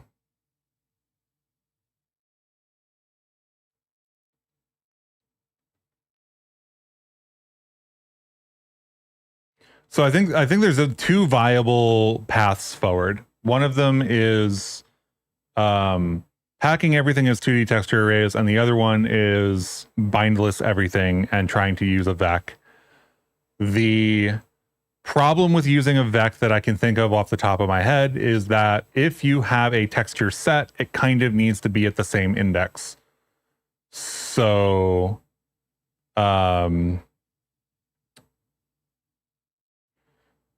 if you just do vecs for everything, then somebody is responsible for making sure that that is true, which could be fine, but you know. Okay, let me figure out what's in here, and then I don't think any of these other changes need to be there. Did I not commit the dappled lighting demo? No, that's just a change in the Kagura-Tomo. Okay. Hooks, PDY. Okay. None of the things that currently exist need to get pulled in. So we're going to get cargo star, and we're going to get examples, layered materials. In assets, I'm going to try to cut this down a little bit to just the ones that are really important. Right, so we've got PBR fragment backup. I'm just going to commit that for now because I literally haven't made a commit yet. Don't do what I say, not what I do kind of vibes. And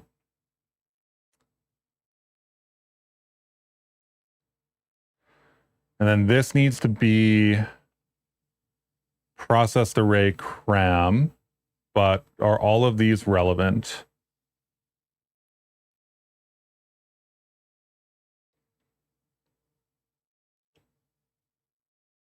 No, I think base color, depth map, depth normal are the ones that I care about. So let me remove some of these files.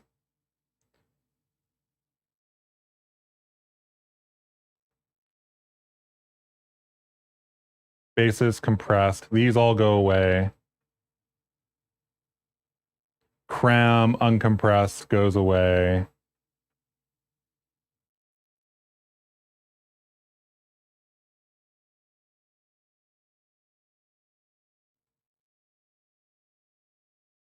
I just had a heart attack. Hang on.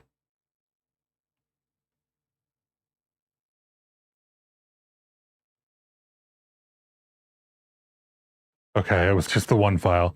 Oh boy. You ever get that vibe when VS Code is doing something and then jerks you around for some reason into a different place in the files? I don't know why it does that, but I mean, I do, but you know. Okay, process array, process single. Let's get rid of the dash, the raw assets.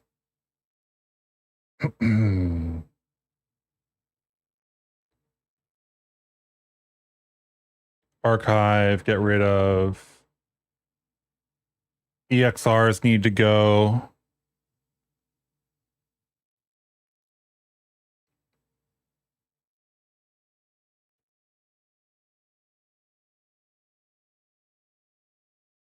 Assets, raw assets, star.exr is all of those. So we're just going to remove those. We use the PNGs for this. We could try to do some EXR, HDR stuff, but I just didn't. Didn't end up working out. This is the SBS file for the floor graph. Probably commit that. I don't know how big that is. Let me check how big that is. I don't know that people really like care about having the Substance Designer original graph or whatever, but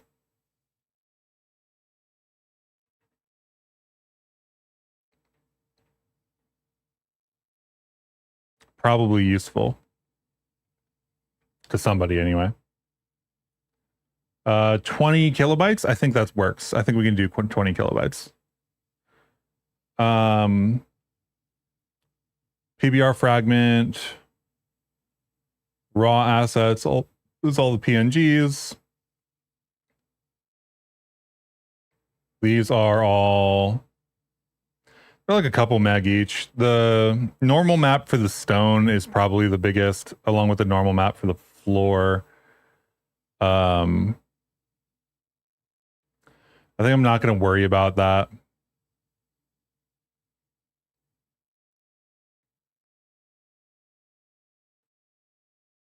And then these are similarly small because they're compressed, which is great. So I think we're good here. I think we can add the rest of this assets directory.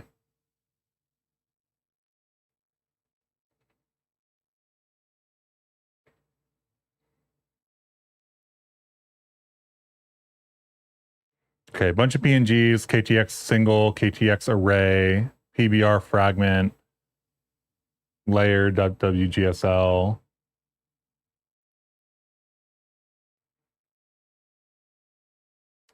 And these are process array cram. I should probably rename these, but it's fine.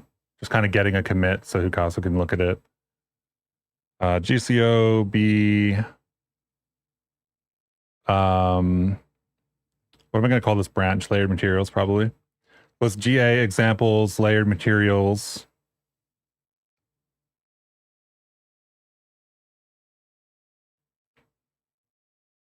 Source directory gives me main.rs, cargo, readme. Is there anything in that readme, honestly? Kind of. We'll just leave that. Okay, I think this is it. This is everything. The example should still run. Perfect. I have some work to do on this to make it like palatable for a larger audience. So we're going to make this a branch. I don't know that this should be layered materials. This is going to be KTX textures. Git commit KTX compressed textures with scripts and 2D texture arrays. Git push u origin KTX textures.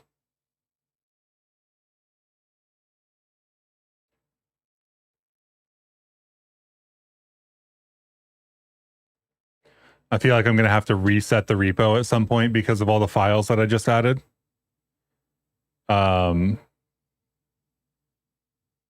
But this is already a thing that I've done to this repo, so that's fine. I can always do an orphan branch and do a force push if I really want to.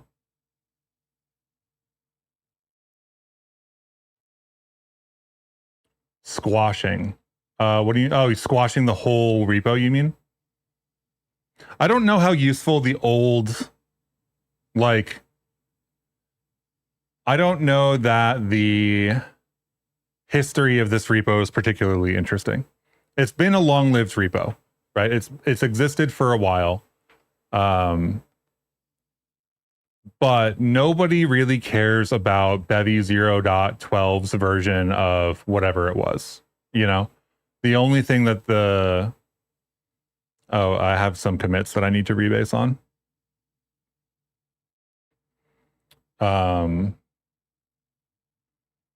Let's see.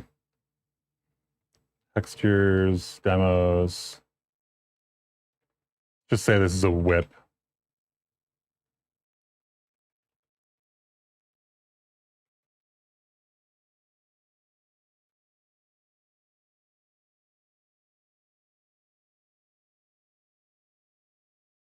Let me put an image on this so that I'm not just like randomly dropping stuff, so that people can actually, like, I don't know, maybe see what the PR is actually full of. I think there's an additional commit in here that is irrelevant. Hokasu, just as a heads up. I added something to the hooks. Not a big commit, but yeah. Feel free to make any comments you want on this PR, Hokasu. Like, just in general, if you have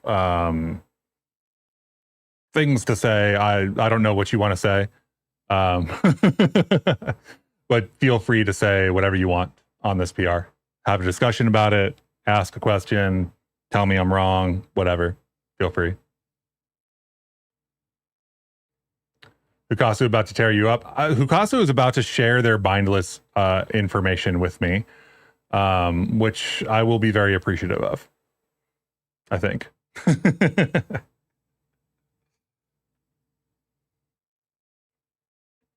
Because they just went through the whole process of trying to get the bindless stuff to work.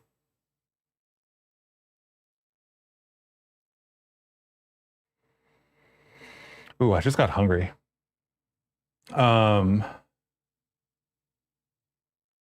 It's not that much work, really, bindless. Yeah, I saw that the issue that you had was a misuse of a index, I think. The one that had you stuck for a day or so.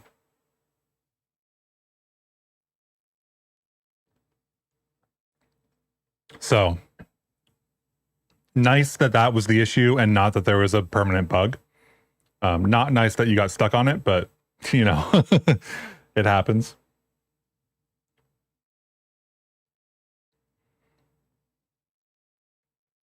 I think I'm only going to probably work on stream for another half hour. I just got really hungry. So let's do a little bit of exploratory work here before we call it.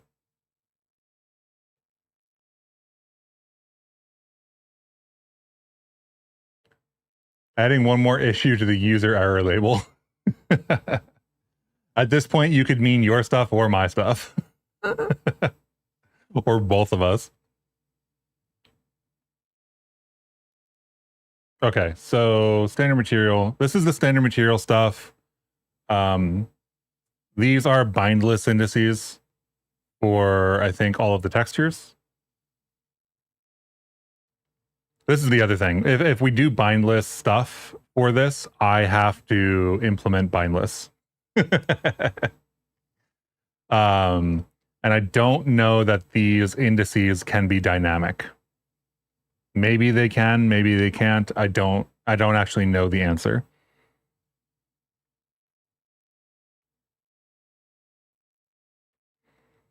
Maybe we can just pack it. I don't know. It'll be variable sized. So the index goes on the attribute. Yes, the index goes on the attribute. But what I was talking about specifically was this struct that is standard material bindings gets filled with all those indices. So theoretically, there's two ways we can go about bindless, right? It can be this with 2D texture arrays, in which case it's basically a one-to-one copy. Or it can be, you can pass in multiple layers to each attribute or whatever it is, in which case it is a question of how do those indices get passed in and how do they get used. I think I'm going to go the 2D texture array approach because it's going to be fewer changes. And then hopefully we'll be able to bind lists with the 2D texture arrays, and then that will also be useful.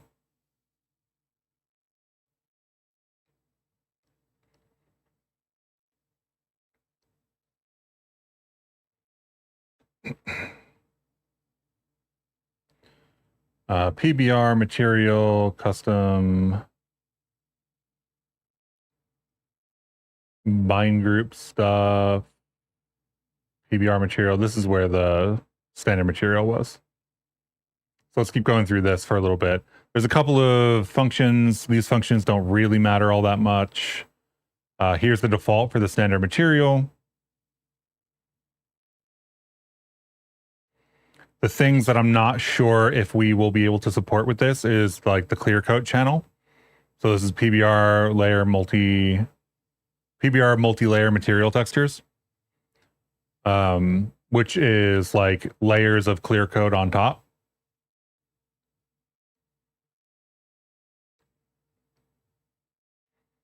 And then all of these use like UV0, but I want to make sure also that the thing that we build works with light maps. And light maps, I think, are unconfigurable and use UV2 by default.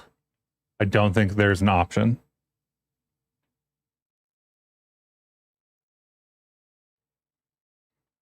Right. If the mesh has a second UV layer, attribute UV1, then the light map will render using those UVs. So you don't get to use second UV slot if you have light maps. Light maps take the second UV slot. So we only get one UV slot, which means that this, like the channels here, don't really mean anything for us, and we could probably get rid of all of those.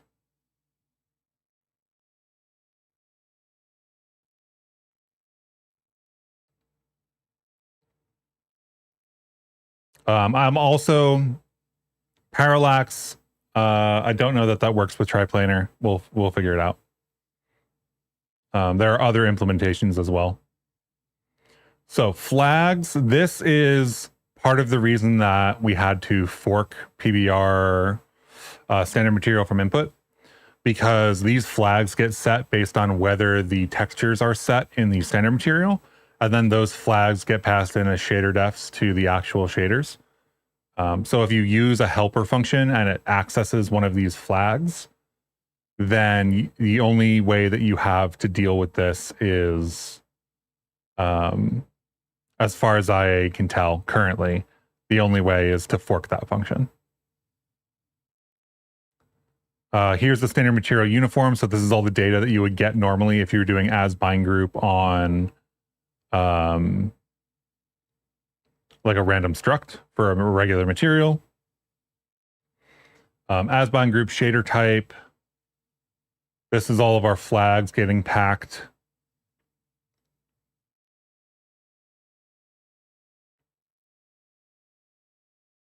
And then it returns the uniform. So this is where all of that happens, where it's like, if the base color texture is some, add this to the flags, add this to the, I don't think it's a bit mask. It's bit storage though. Maybe it is a bit mask.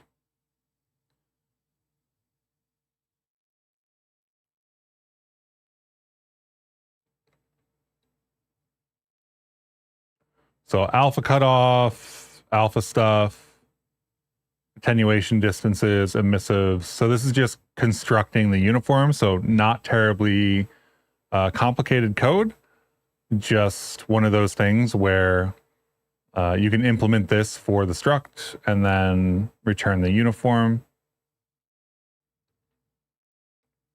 Here's our bit flags for all of those things, so you can see which of these is where.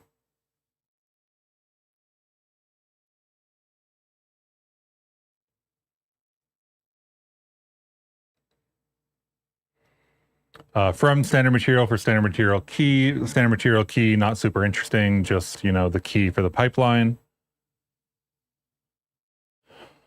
Does it actually describe what this is in the docs?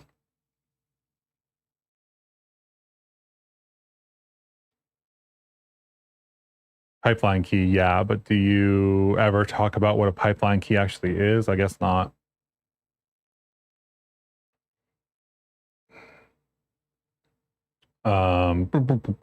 Again, all the flag packing kind of stuff.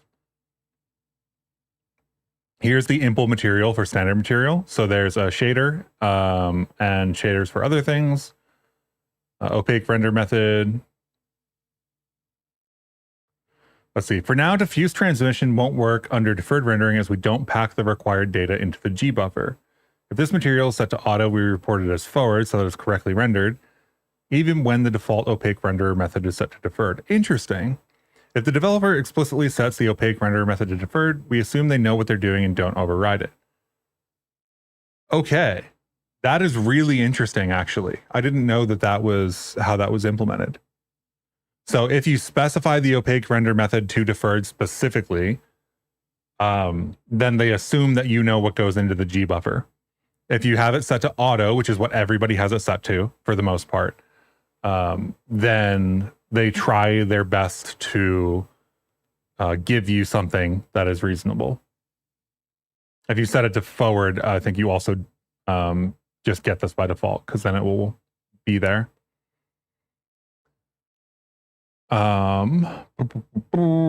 Reads view transmission texture, prepass fragment shader. The prepasses are things that I think are interesting, are useful to implement. I don't know if we're going to do meshlet stuff. I don't have a GPU that can currently run meshlets, so I need to upgrade before I can do that. Specifically, the M1 stuff isn't compatible with meshlets, so I need, I think, at least an M2. Specialized for the material. So this is just like a regular material implementation at this point, right? There's a couple of like fancy things around flags and stuff like that, but this is effectively just a standard material implementation. Or not, sorry, not a standard, a standard material implementation, not a standard material implementation. Comments or like commas. This is just impl material for standard material is kind of what I'm trying to get at, which used to not be the case anywhere near as good anyway. So actually, this seems pretty reasonable. These shaders are going to have to get, like, we're going to have to rewrite some of these shaders, but we're going to have access to everything, right? So we can just rewrite these shaders, and the shaders all have helpers. So I think at the end of the day, this is basically like the file we want. We're going to modify it a little bit. And then we will have our 2D texture arrays, and we just need to keep track of what we actually forked, right? Because one of the things is going to be 0.18 is going to come around, Weasel's going to come around, renderer changes are going to come, and knowing what's actually diffed from these two things is going to be very important for being able to upgrade it in a timely manner. You'd rather upgrade to an M2 Plus than AMD or NVIDIA? I mean, I guess I don't really do laptop work all that much anymore. So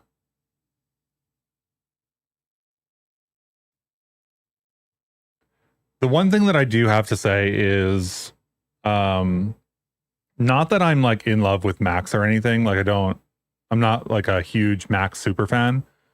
But they do run everything I need them to run the way that like everything just works. And it's nice as a desktop environment. I think we talked about this on stream the other day, but if I was going to buy a laptop that was not a Mac, I think I would get a framework laptop.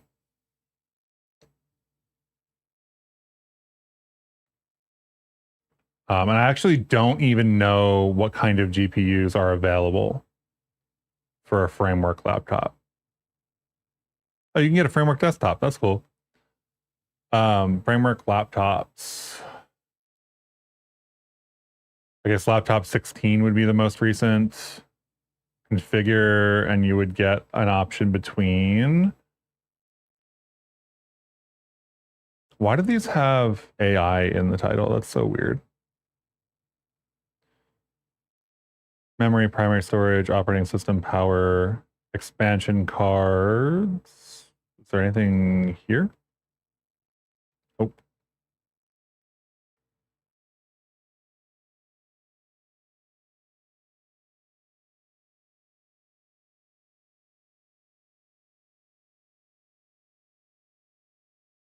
Expansion bay module. There we go. So this is the shell, and then you get an option of a 5070. Is that a 5070? That's the current NVIDIA generation, right? Or the RX 770. I know less about AMD's GPUs. So yeah, I would probably go with a framework if I was going to do a Linux build. 50XX is current. Yeah. 5070, I think I don't really need like a 5090 Ti or whatever in my laptop. It would be cool to have a GPU and whatnot, but I don't really need that. I also have a PC sitting over here with an actual GPU in it. Yeah, I think I would go AMD for the laptop. I think I would go AMD for the laptop specifically because of the open source drivers and stuff. Specifically because Linux tends to work better with them. Also because I would prefer to have more things be more open. And if I was going to get an NVIDIA, I would throw an NVIDIA in a gaming PC. Well, for Windows, for running Windows. The Ryzen CPUs have a neural processing unit. It's a whole thing. Yeah, I don't care about that. Framework Desktop has a unified memory architecture like Macs. It can use up to 96 gigs for GPU stuff. That's cool. Each of the KTXs have 3 layers, yes. Although only 2 of them are showing in the demo.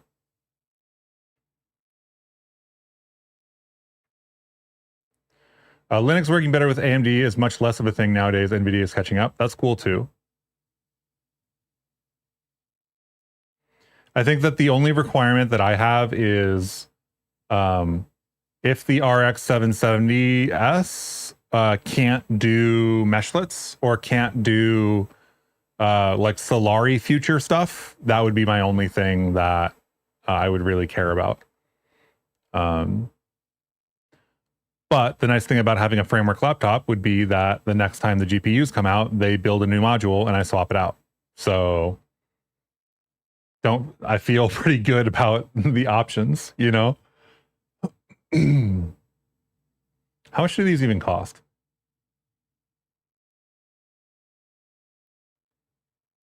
$12 core. Why are these so cheap? Is this an expansion without the GPU in it? Why is this plus $350?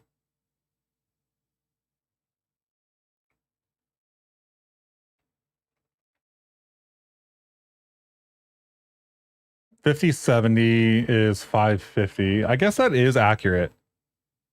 I guess they're just the lower end. Yeah, okay. Like they're not, you know, like a 5090, which is where the expensive stuff really comes in. No, I'm used to looking at higher end GPUs is really what it is. Um,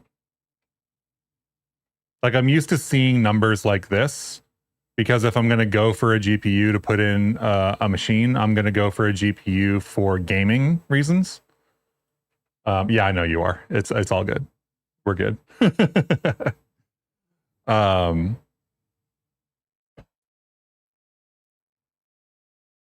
so throw an AMD expansion bay shell. What is an expansion bay shell? I don't know. Let's theoretically get an expansion bay shell. 32 or 64 gigs is probably my minimum. I would love to do more.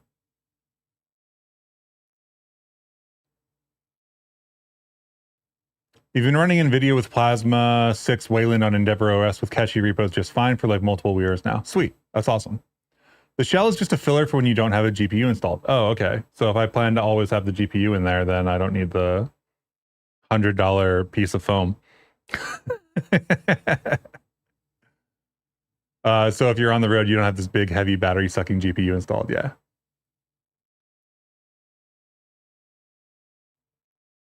Let's see. Primary storage. 4 terabytes feels good.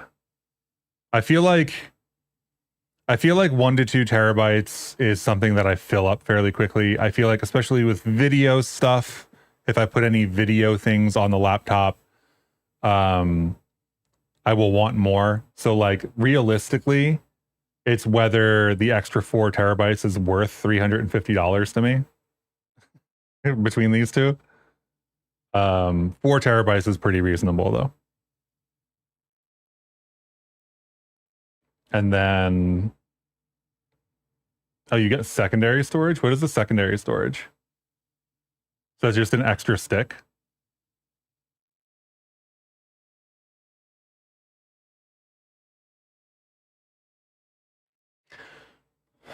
I feel like I don't know why I would need a secondary storage in the laptop. I guess the sticks are so small, why not? But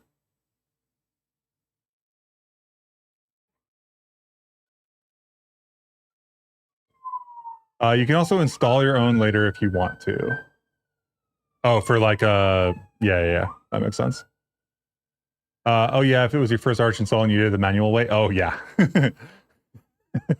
That's like, oh yeah, I had issues with Linux. Gentoo is, a great operating system if you can get it to work. Redundancy. You would highly recommend bring your own for things like storage and memory, right? Yeah, I'm just checking the price. I'm not gonna like click buy on this. I'm just looking at where the price rounds out with a set of stuff. But that would be a bring your own situation then for secondary. I could just get a stick of something.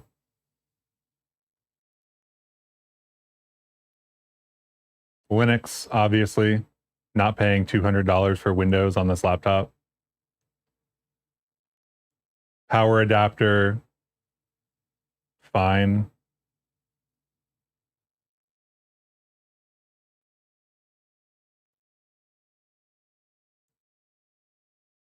I don't know. Orange or lavender? I don't want black.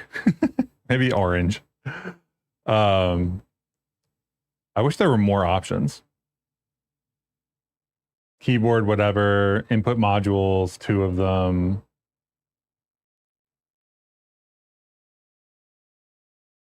Numpad, RBG, macro pad. I have to do some research into like which of these I would really want.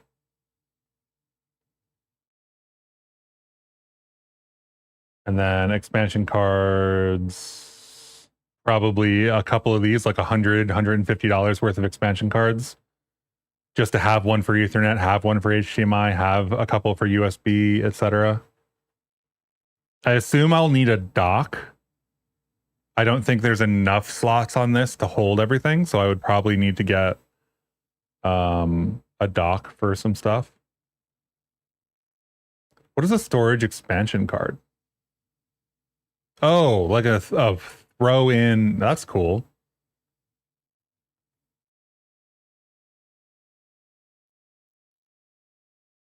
That's sick, actually. So you throw that in your laptop, it just sits there. I could use that for like video or something and then take it out if I ever need to plug it into like my Windows PC or something and just slap it in. That's sick. So this is like $3,000 all in if you buy everything on the site. I guess it's the DIY edition too. I don't know what the pre-built looks like. Maybe there's like slightly ever overkill. Oh, the one I purchased, the one I set up was bigger than the overkill one. Perfect. Perfect. Yeah. Uh-huh.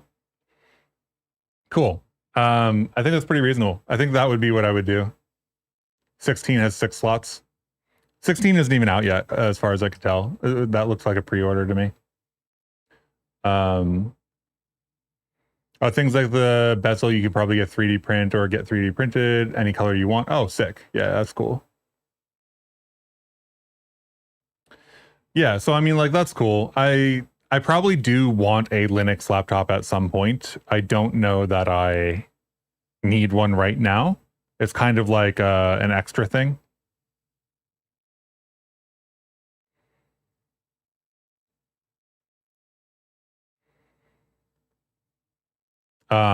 Also, I probably need one of each. Because I do so much educational content, I probably need a Mac OS, a Linux, and a Windows. And right now I only have Mac OS and Windows. Like people with Linux tend to either have niche problems or know what they're doing and can fix it. So I'm less worried about that. But people running Mac OS or Windows, like the stuff that I build needs to work out of the box on that. So if somebody's having like a Windows specific issue, like there was some, I think the outline shader actually, I wrote something in such a way that it worked on Mac OS and had a different behavior on Windows, and I had to check the Windows behavior. Cool. So this is actually going to be easier than it used to be, I think. All of these are going to become 2D texture arrays. The standard material is going to be basically the same thing. And all of the changes are actually going to be in the shader code.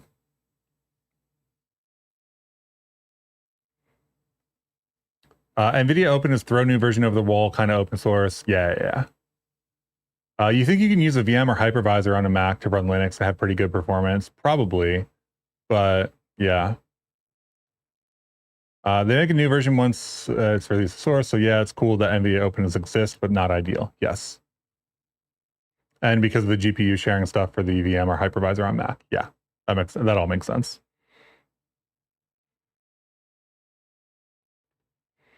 My next computer purchase is going to be, the M5 or M6 or whatever. Whenever I buy, it's going to be another Mac laptop, I think.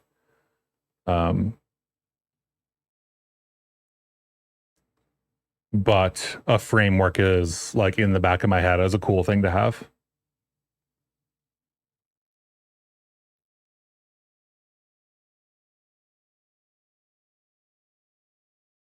Okay, so this then, if all the changes are going to be shader material changes, that's pretty sick.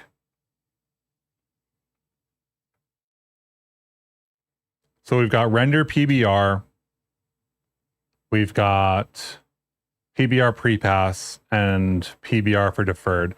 I don't know. I might work in deferred a little bit. But I think deferred meshlets are both secondary features for me right now. So I'm going to work with the forward stuff first. This is not going to be that terrible, actually.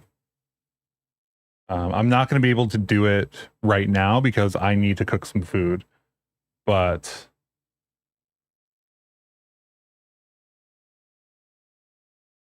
this is very exciting. Because the PBR, so the PBR fragment, like render PBR, right? So this is in render, right? because it's not in PBR. No, it's in render. Render PBR. So it's PBR to WGSL. This is vertex and fragment. There's a bunch of things in here. It's going to be a little bit tricky to be like stepping over certain things. But I think it'll be fine. Maybe the initial implementation here is actually just we add a uniform onto the standard material that can select between one of the texture arrays. You hope you make something delicious. It's almost chili time over here. Nice. I haven't had chili in a long time. I think today is going to be some variation of like pasta seasoned. I've got some seasoned meat and stuff, and then some sauce, and I've got this ghost pepper spice that I really like putting on stuff. Chili flakes. I'm getting, hang on, I'm getting hungry. Okay, so the render PBR, this is the entry point effectively. Here's the fragment. There's a bunch of like if conditions, making sure that WGS Analyzer doesn't mess any of this up by auto formatting it is going to be a bit of a challenge. Probably going to turn WGS Analyzer off.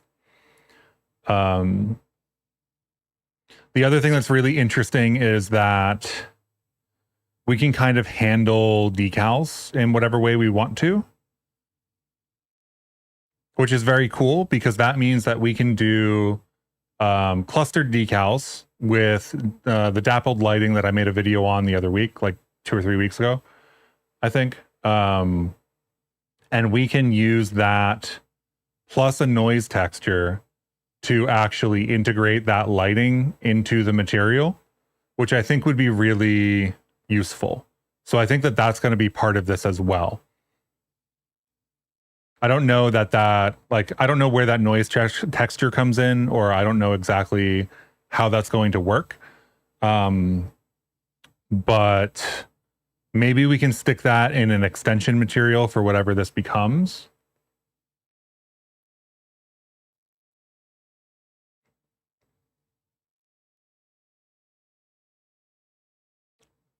And then I'm going to use this in the Scheme demo.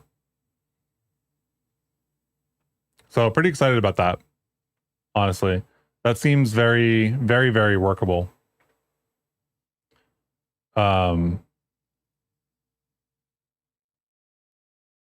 then I get to work on the fun stuff. The fun stuff being, how do you determine how these blends happen and what utility functions do you use for that? And can we do light maps for custom layered material textures and like stuff like that, which is really, really, really fun. But I think that's going to be it for today. I will be back for probably a stream on Monday. Yeah, there's the video that we worked on over the last week or so on channel via typist and scripting stuff for Rust language is live on the channel. So check that out if you want to. And then, yeah, I'll see you again on Monday. Have a great rest of your week, though.